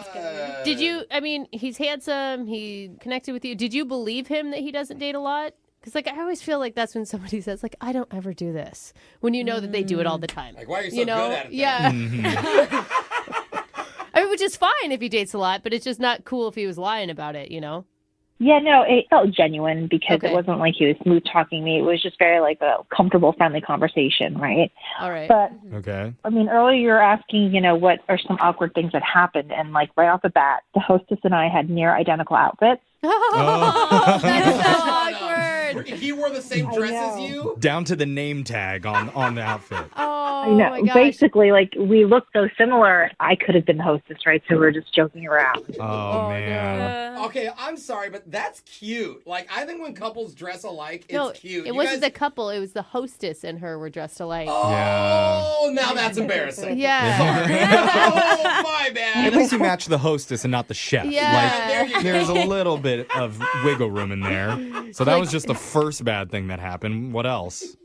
Right. So just to like preface everything, I'm a clumsy person. I've always been that way. I don't try to be clumsy. I don't put much effort to not be clumsy either, Right. just the way I am. Which is something that, romantic comedies always make it seem like that's a good thing to be on a date, right? Yeah, I mean, but it's like allergies. It's like one day I'm good and the other day I'm bad. And that night was like a bad night. So when we first sat down, I tried to squeeze lemon in my water and like got shot right into my eye. Oh no. Oh, stop it. It always does. Yeah. And I'm just like, well, that's beautiful. At least I didn't squirt it into his eye. So we're like, okay, laughed it off. No big deal. Okay. But then as the night went on, like I went to go reach for my napkin and I don't know what happened. Like if the napkin was placed too close to the candle or my elbow hit it. I don't know. Either way, I knocked the candle over onto the table and it started to like set the tablecloth on fire. Stop. No. I used to work at a fine dining restaurant where we had real candles, and you would always try to put them as far away from everyone as you Yeah. can. Oh my God. And now I'm picturing her throwing like her alcohol on it and it explodes into like a fireball. Honestly, this sounds like a slapstick routine. Yeah. Like, I like it. what was his attitude towards this? Was he helping you? Was he laughing about it? Yeah, he helped me with the candle right away, and we laughed a little bit, but then you can tell it started to get progressively awkward because things continued to happen, right? And it was like all me. You're like Mrs. Magoo. What else could have happened? So, like I told you, I was wearing the same outfit as the hostess. It was like a long dress. And I had to go use the restroom, so I stood up and walked away from the chair, and I didn't realize, like, the bottom of my dress was caught on the bottom of the chair, an outdoor chair, which is metal, and it just tore my dress, like, halfway up my leg. Oh, my God. I was hoping the chair just fell over. He probably liked that. Yeah, your dress just got sexier. Yeah. Alexis would call that fashionable. I would have came with it like that. She loves tears. That must have been so embarrassing. Oh, and so loud, like the whole thing. Oh, my goodness. And he didn't know what to do, so he just politely passed me my jacket that I had on, and I just tied it around my waist. Oh, no. At this point, did you call it quits or did you keep going on with the date? Yeah, this is getting close to what Brooke was saying, waving the white flag area. I know, but then I had to, like, continue to go to the bathroom because I still have to use the bathroom, right? So then I tripped on, like, the sleeve that I had tied around my waist. Stop it. Oh, my God. Did you fall? I fell. Oh, my gosh. Oh, in the middle of the restaurant? Right, and so I was like, great, now you probably think I'm drunk or something. Well, and it's like you said, this guy doesn't date very much, and then he goes on a one date, and like he obviously probably doesn't like attention, and everyone in the restaurant is staring at you guys at this point. I mean, they always talk about the moment on the first date when you just knew it was right. They never talk about the moment when you just knew it probably wasn't right. Or the several moments that happen. We need to put you in like a safety bubble. Yeah. Totally. So how did this end?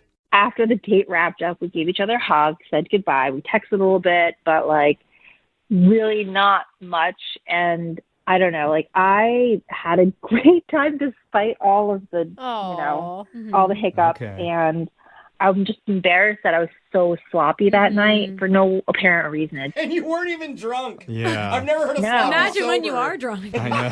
Well, let's play a song. We're going to come back. In the meantime, do not move, okay? Don't put your phone down. Just keep your hands up in the air. And then when we get back, we're going to call Hundy for you and try and get you your second date, okay?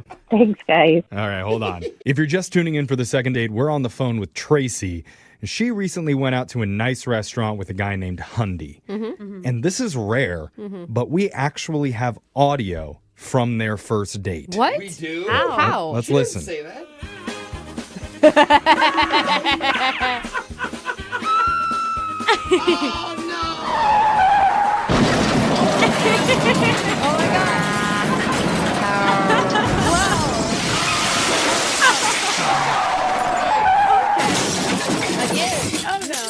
So Everyone okay? overall, a pretty good date. Yeah, that actually summed it up really well. Yeah.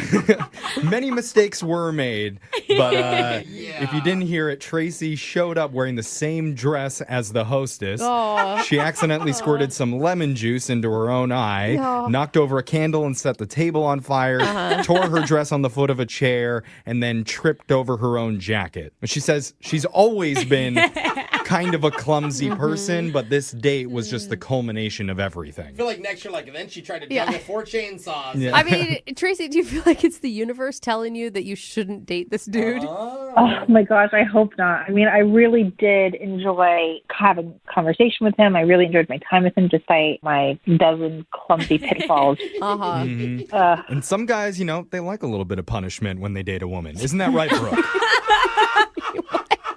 What? Brooke punishes all men. Yeah, I know. don't. Oh, okay. I have a lovely partner. Thank you very much. I'm just saying. Okay, Tracy, you ready to call Hundy? And I want to say see what the problem is, but see if we can get another shot. I'm glad we're calling, because I feel like if she would call, the phone would blow up or something. Yeah. You ready to do this? Yes, please. Okay, here we go. I'm going to dial the number right now.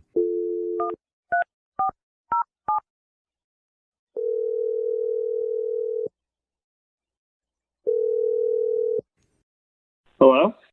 Hi, I'm looking to speak with Hundy. This is him. My name's Jeffrey from the radio show Brooke and Jeffrey in the Morning. Do you have a second to talk with us? I'm sorry, from a radio show? A morning radio show. Do you have the right number? Yes, we do. Or at least I think we do. She may have given us the wrong Yeah. Or there's multiple Hundies in the world. I'm not sure. Yeah. Sorry, I'm a little bit thrown off. I don't understand why radio station is calling me. Okay, well, we're doing a segment on our show called The Second Date. That's where if you go out with someone and afterwards, if that person isn't calling you back, you can email our show and we'll call them for you to try and figure out the reason why. Okay. Yeah. And so the reason why we have your number is because it was given to us by a girl named Tracy. Oh, Jesus. Aww. No, not Jesus. It was Tracy.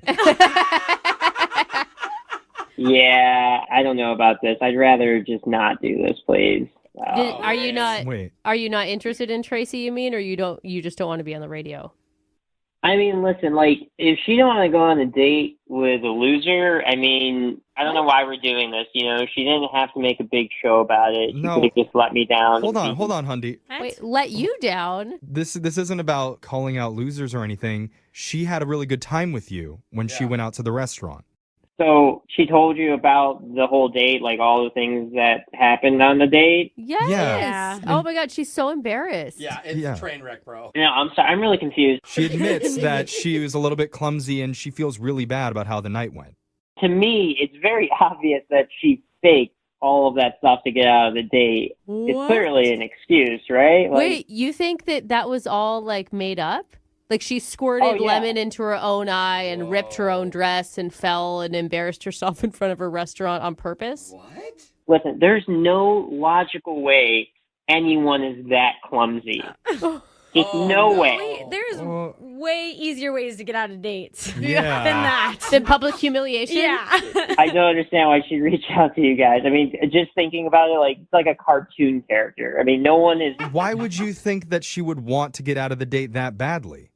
I don't know. I mean, maybe she just wasn't into it. People have their reasons. I just felt like it was obnoxious. And for me, it seems very fake and obvious that she wasn't feeling it. I mean, come on. All the things happen back to back. Look, I don't think she told us that she's just a clumsy person and these sort of things happen. But, I know it probably doesn't mean like anything coming from us. Maybe it would mean more coming directly from her. Yeah. Because I need to tell you she's been on the other line listening and she wants to talk to you.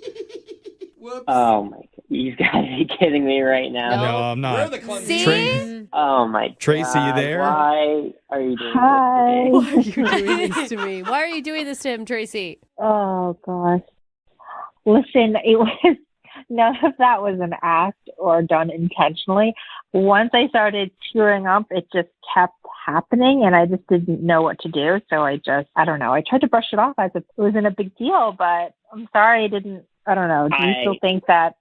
I don't know. Listen, like, I know, there are people out there who have, like, butterfingers, and it definitely happens to the best of us, but, like, the candle is the lemon. Like, it's really hard for me to believe. Like, you seriously tripped over your jacket after you tied it around your waist. Like, how? How is that even possible? Like, I'm not trying to be mean here. I'm just saying, like, I was trying not to like trip on the dress that was torn, and then I overlooked like the sleeve, and then I I don't know. I'm kind of also used to it because this is just the way I am. So wait, Hyundai, she called us to get you back on the phone. Like she obviously didn't want to end the date. She was enjoying herself. If she wasn't, Exactly. she wouldn't have asked for our help. Why would she contact a radio station if she was just faking it? That's true. No, I mean, yeah, of course, that makes sense. But up until this point, I thought it was 100% true that she was faking it to get out of seeing me again.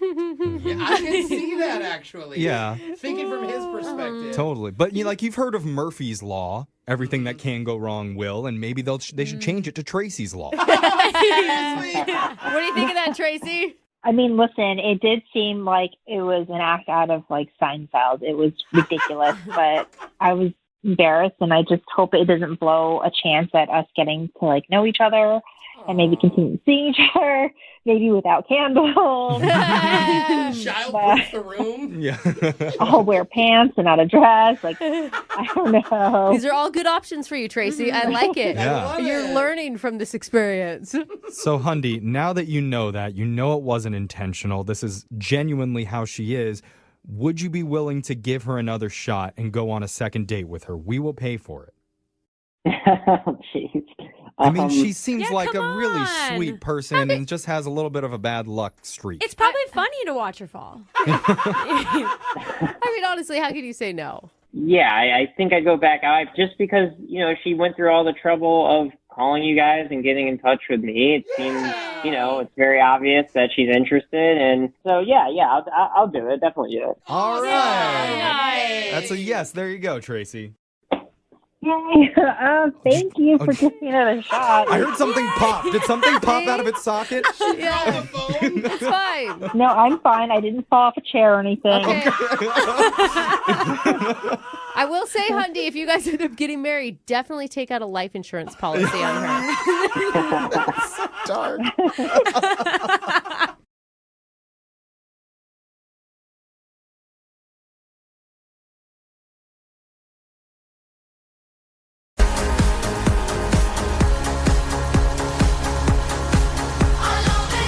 Moving 92.5. Brooke and Jubal's second date update.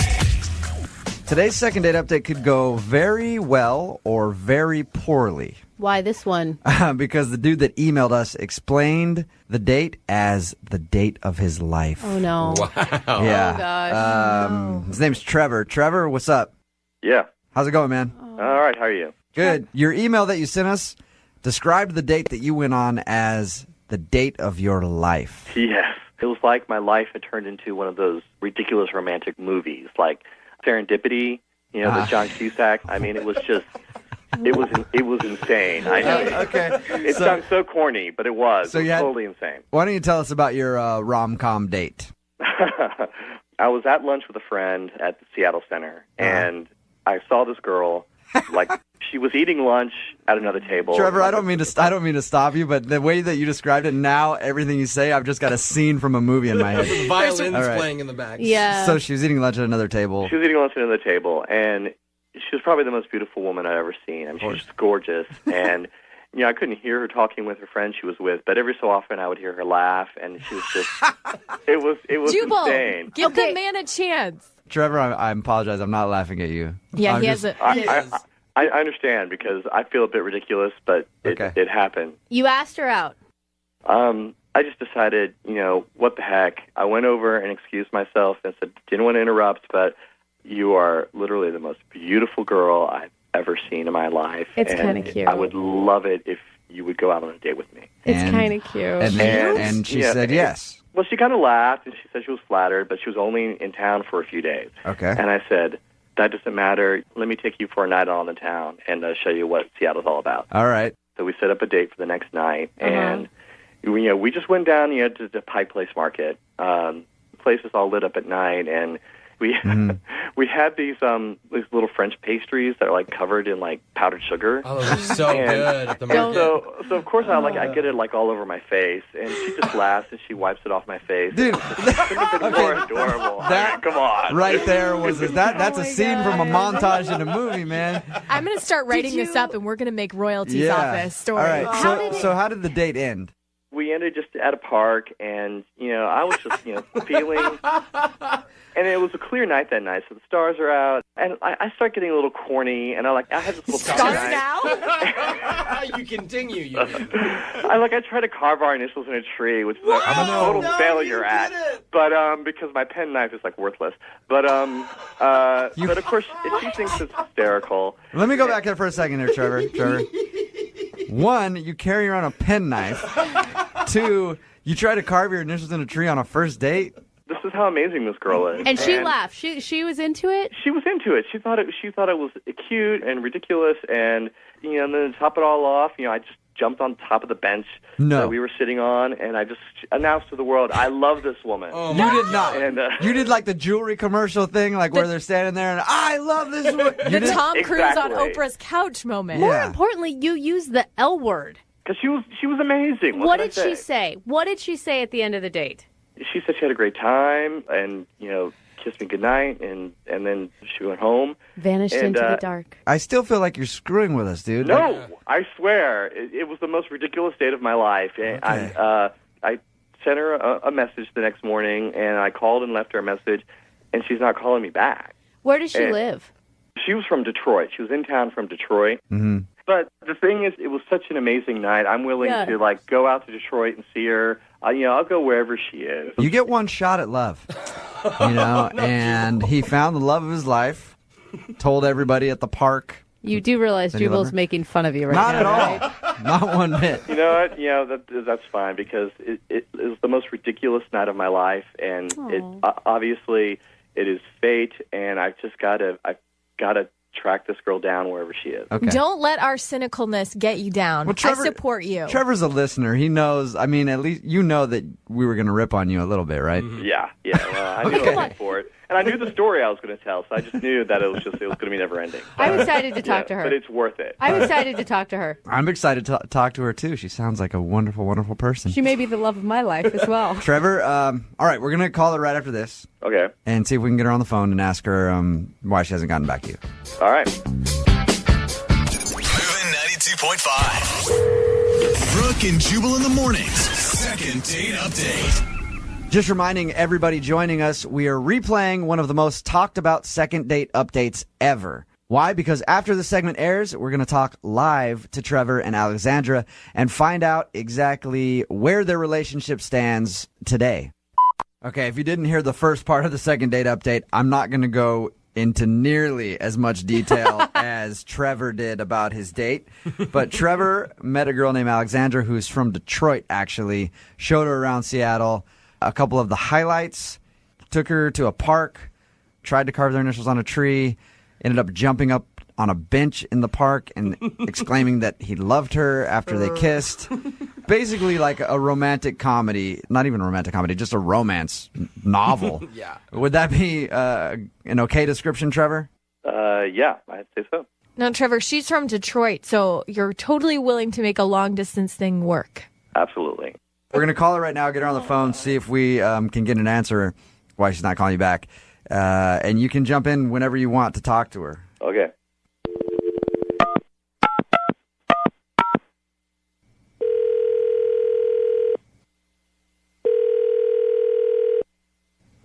Hello?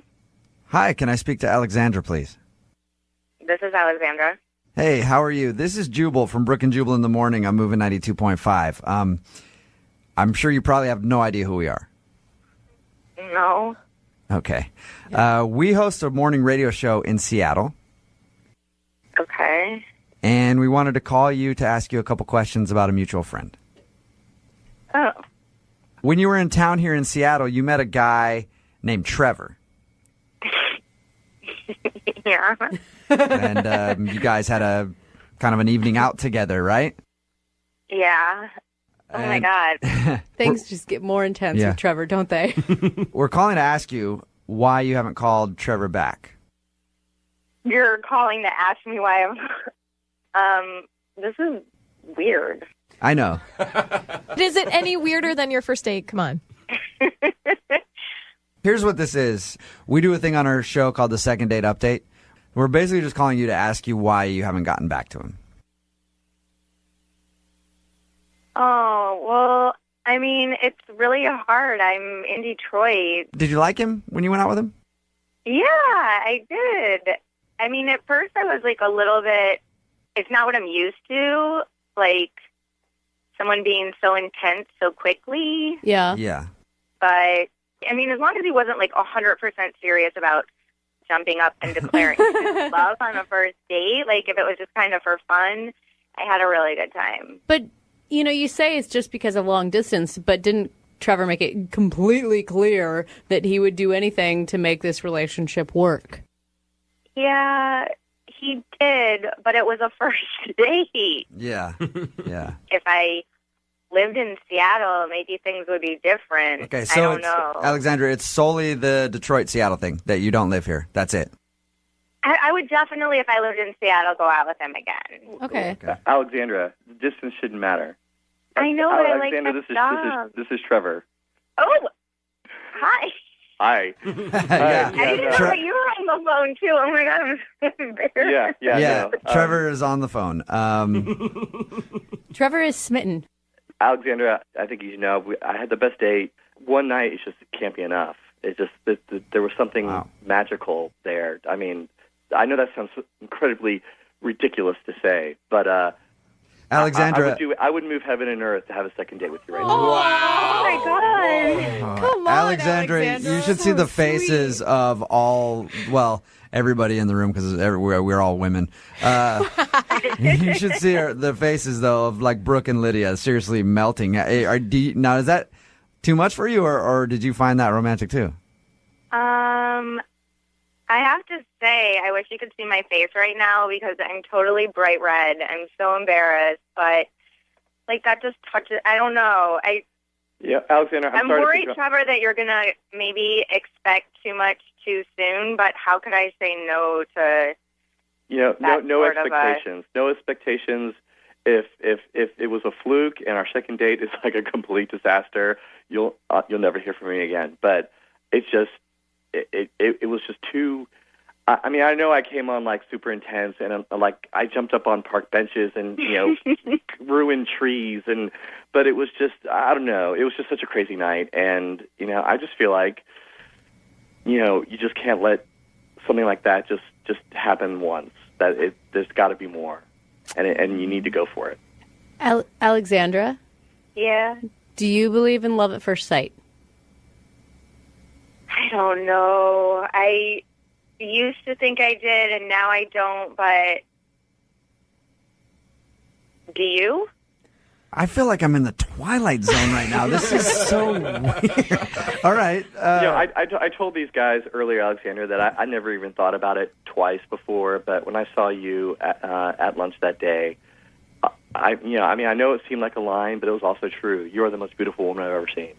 And if I need to fly up to Detroit for a weekend to have a second date with you, then I will come out to Detroit. I don't know what will happen after that, but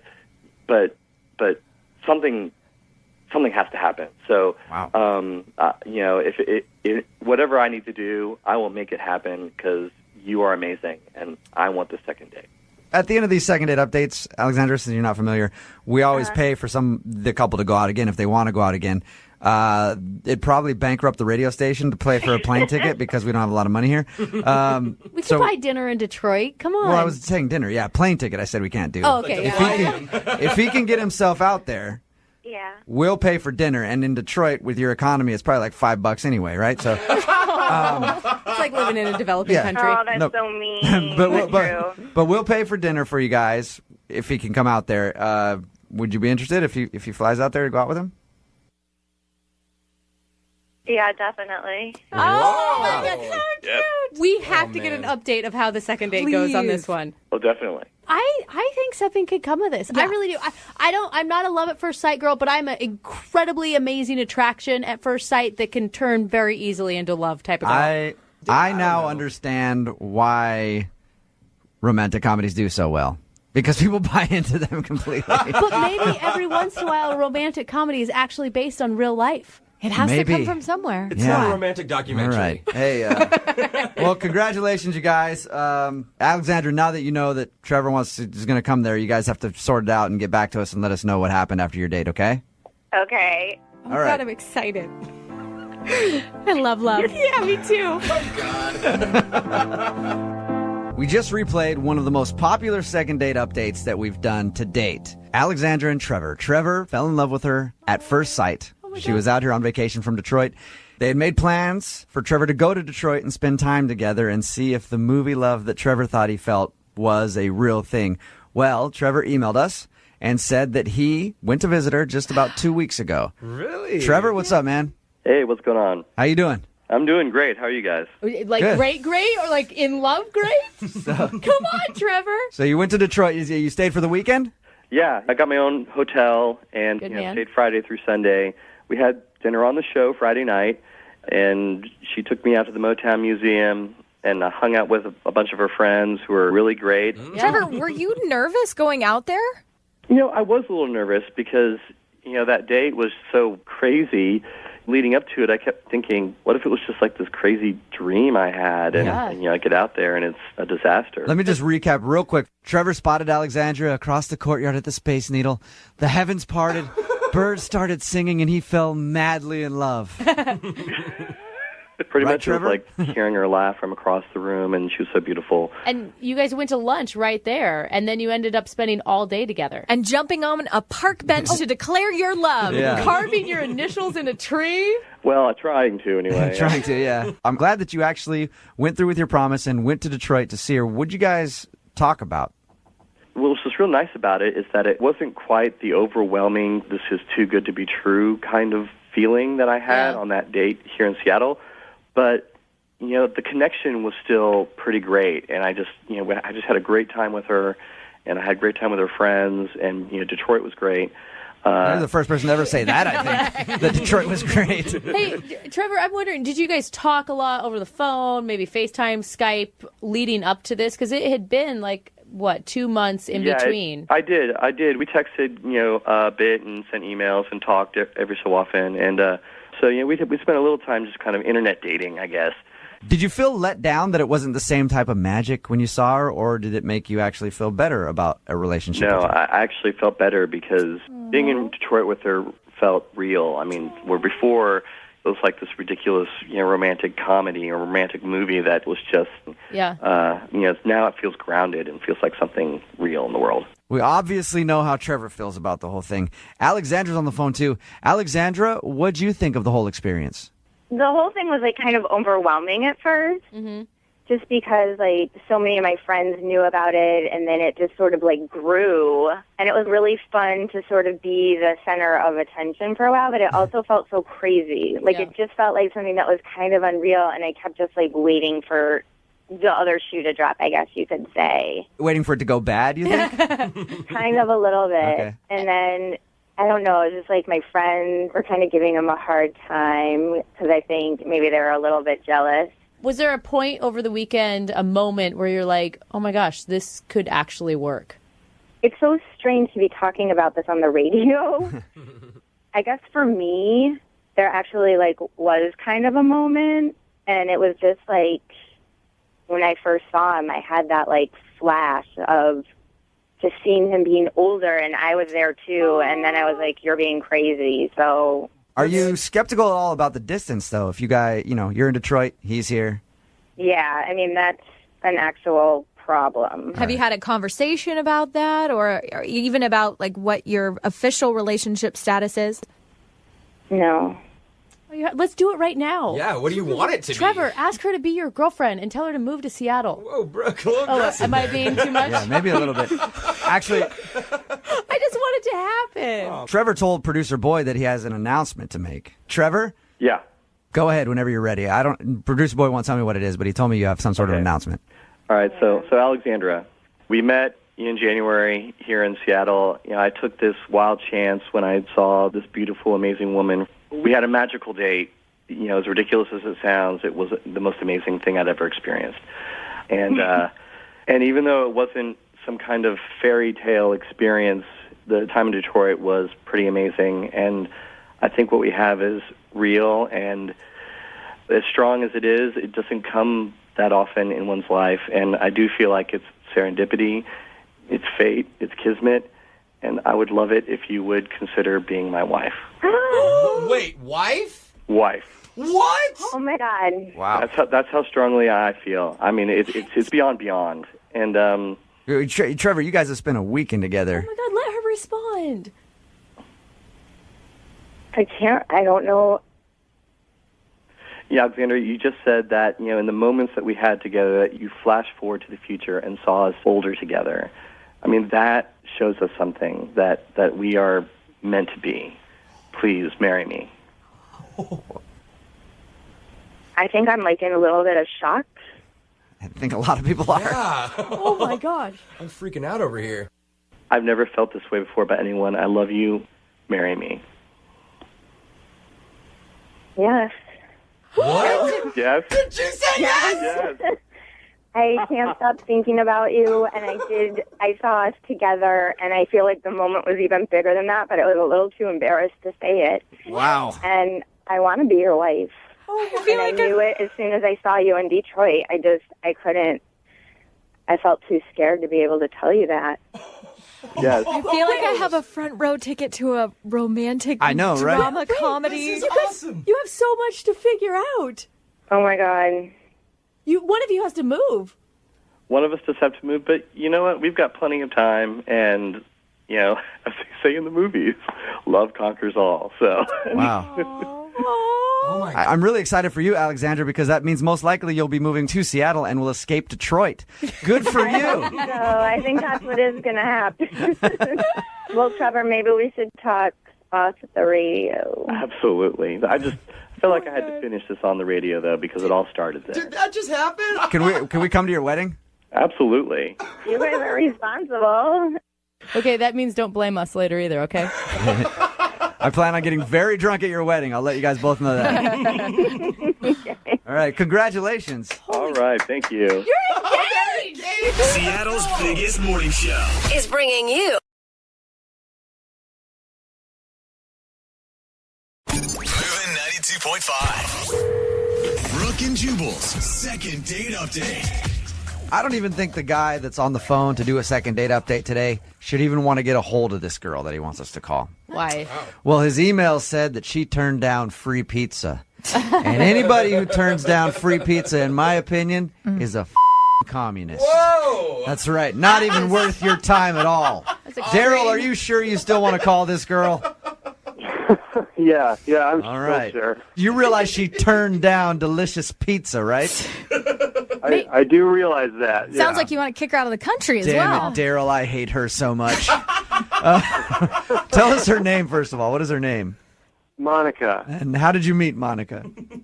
We actually met on Tinder, Oh, nice. and I thought she was really cute, and we were chatting back and forth, and I thought everything was going great, and so I asked her out to dinner. And you guys went to dinner? Did you go to pizza? No. Oh. No. Sorry. Didn't mean to bring up man. that sore subject again. Jesus. It's okay. We actually ended up going to a bar because she said that she already had eaten, and she suggested, why don't we just get some drinks? So that's what we did. We went to a bar, we grabbed some drinks. I always think it's smarter to go straight to drinks on a first date. It's not as involved. You loosen up. Right Yeah, away. you loosen up, and you can bail after one drink if it turns out the whole situation's bad.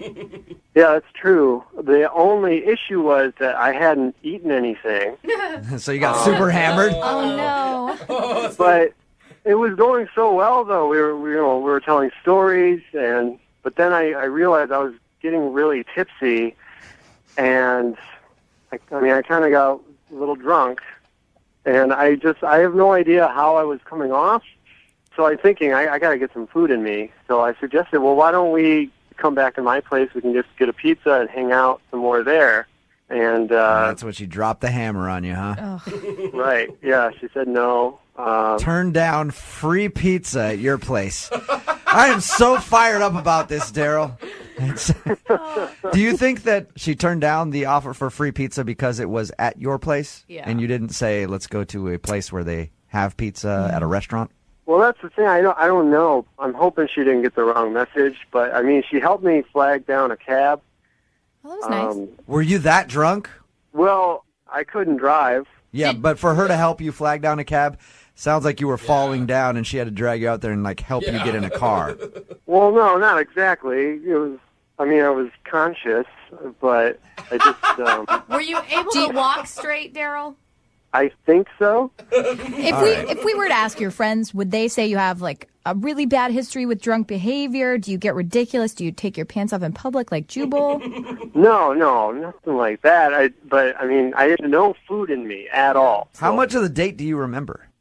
I mean, do you remember all of your conversations? Because you say you don't know how you came off. Earlier on, I remember everything, and just I'm remembering like pieces of it. I remember flagging down the cab and everything. And I remember when she said no to the pizza. Yeah, who wouldn't? Who would forget that? Daryl, was there a chemistry, like, were things really honestly going really well before you got wasted that you remember? Oh, absolutely, yeah. Things were going really well. We were connecting, and she loved my stories, everything we're talking back and forth. When I'm drunk, I think I'm telling great stories, though, too. Me too. I had a drunk guy the other night at a comedy show tell me the same story 3 times in a row. It was like, ridiculous. I'm killing it. Yeah, and he thought he was doing a great job. Well, obviously, you've tried to get a hold of her to go out again. Has she responded at all? Well, I texted her that night saying sorry for being so tipsy and thanking her. And she actually texted me right back. She, LOL'd and says no problem. Okay. But since then, I haven't been able to get a hold of her at all. You haven't heard anything from her? Really? No. Okay, well, we'll play a song, come back, see if we can get this pizza-hating Nazi on the phone, and get your second date update, okay? Okay, thank you. All right, hang on. Moving 92.5. Brooke and Jubal in the mornings. Second date update. Daryl is on the phone with us right now. He wants us to call a girl named Monica today. Daryl admittedly got a little too drunk on his first date with Monica. The only thing he really remembers is them having good conversation while they were out having drinks, and then him inviting her back to his place to have some pizza because he hadn't had anything to eat yet, and her saying no, and then helping him get into a cab. Yeah. Daryl, I'm actually really excited for your second date update because it's kind of like Christmas morning for me. It's kind of like unwrapping a present to see what the hell you did when you were drunk. Every time after a night of drinking, you always wonder what exactly happened. Even if you remember everything going right, you're still like, I don't know, though. Something could have gone wrong, and you don't know until you actually talk to the person who was around you sober, and they can tell you if you did something weird. It's like a fun case of amnesia. Yeah. Are you ready to find out if you did something wrong? I am, yeah. Do you think that there's a possibility you could have, or do you think maybe she just couldn't be turned off by the fact that you got so drunk on your first date? Yeah. Honestly, I don't know. I'd like to just ask her if we could go on like a legit date and get some dinner and present myself as I truly am. Before we make this phone call, do you need to take a shot of something to get your courage up? No, I'm not going to do that. All right, I'll call it right now. Here we go, man.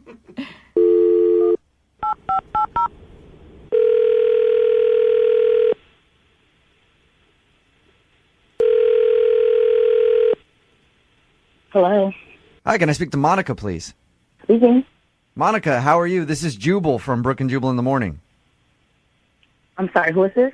Jubal from Brooke and Jubal in the morning. Okay, how can I help you? Do you know who this is? Some type of a business? I guess, I don't know. Yes, it is, sort of. It's Brooke and Jubal in the morning. I'm moving 92.5 radio show. Okay. I'm calling you, Monica, because you recently went out on a date with one of our listeners. Okay. And he emailed our show asking if we could get you on the phone to find out why you won't call him back for a second date. Who are we talking about? His name is Daryl. God. He says that you guys went out and had a few drinks together. He maybe had more than a few drinks. And the last thing he remembers is you helping him get into a cab. Well, okay, yeah, that's what happened. Okay. And he says that he's been trying to get a hold of you because he'd love to see you again, but you have not been returning any of his texts or phone calls. That's why we're calling you. We're asking if he did something wrong on the date, and you don't want to see him again. Well, yeah, honestly, guys, I really don't have time to talk about, like, the worst date of my life. Wow, the worst date of your life. Can you just give us a little bit of information? I mean, he said some stuff that I just can't get out of my mind, and that just let me know he's not for me. Monica, do you have a few minutes to just tell us what he said so that we can tell him not to ever do that again to another female? Yeah. Okay. We were having drinks. We were bantering back and forth. We were telling stories about, our worst dates and things like that on Tinder. And it kind of turned into like a one-up thing, So I would say something and tell him about the guy that, tried to grope my butt. And then he would say something. And then I would go back. And I said one thing, and he told me something that is just disgusting. He told me that he had chlamydia. What? How did he get to chlamydia? He told you like he currently has chlamydia? Oh. And not only that, he said he's had it like 3 times. Wow. Like, was it like a confession, or was it like he's trying... Three different times. Oh, no. How did that come up? Did he just spit it out like that? It was really weird. I think the alcohol had him, being a little bit more honest than he wanted to. So, he was telling me, and I told my story, and then he said, since he's been on Tinder, he's gotten chlamydia 3 times. Oh, wow. All right, Monica. That's awful. Hey, completely understandable why you aren't calling him back and maybe don't want to see him again. I can't get out of that one. Yeah, once you tell somebody you have an STD on a first date, usually it doesn't end up very well. Unless they've got it too. Really. No wonder she said no to going home to pizza. Yeah. It was really weird because, I said, like, who still has sex without condoms, like in today's date? Who does that? And he said that he got a vasectomy so he could have sex and it would feel better. So he would rather have a disease than have kids. And he also opened up to you that he had a vasectomy. Oh, God. Monica, if you could say one thing to Daryl to help him date better, what would it be? First, don't lead with that you've had chlamydia 3 times. Like, that's not okay on the first date. And then secondly, just slow your roll. Like, calm down. Monica, you kind of already just told him that because Daryl is actually on the phone listening. Listen, I don't remember saying that to you, okay?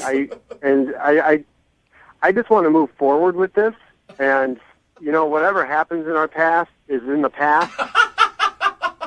Whoa. Slow down. We are moving forward. As soon as I put you in the cab, you move forward from my life. Just pretend I didn't say that, and I just want to move forward. I don't care what happens in your past. You don't have to tell me everything. I didn't mean to. I don't remember. Are you serious? Are you out of your mind? Are you really trying to have a future with me when you've already admitted to having chlamydia 3 times? All I'm saying is there's more to me than you know. Yeah. And I just wanted to have a legit date. Like other STDs? Oh, my gosh, Daryl. I'm so sorry that, you think that this is going to go any further. I have to be completely honest with you. You're the reason I'm off Tinder to begin with. So I'm over it. You dropped Tinder after this date?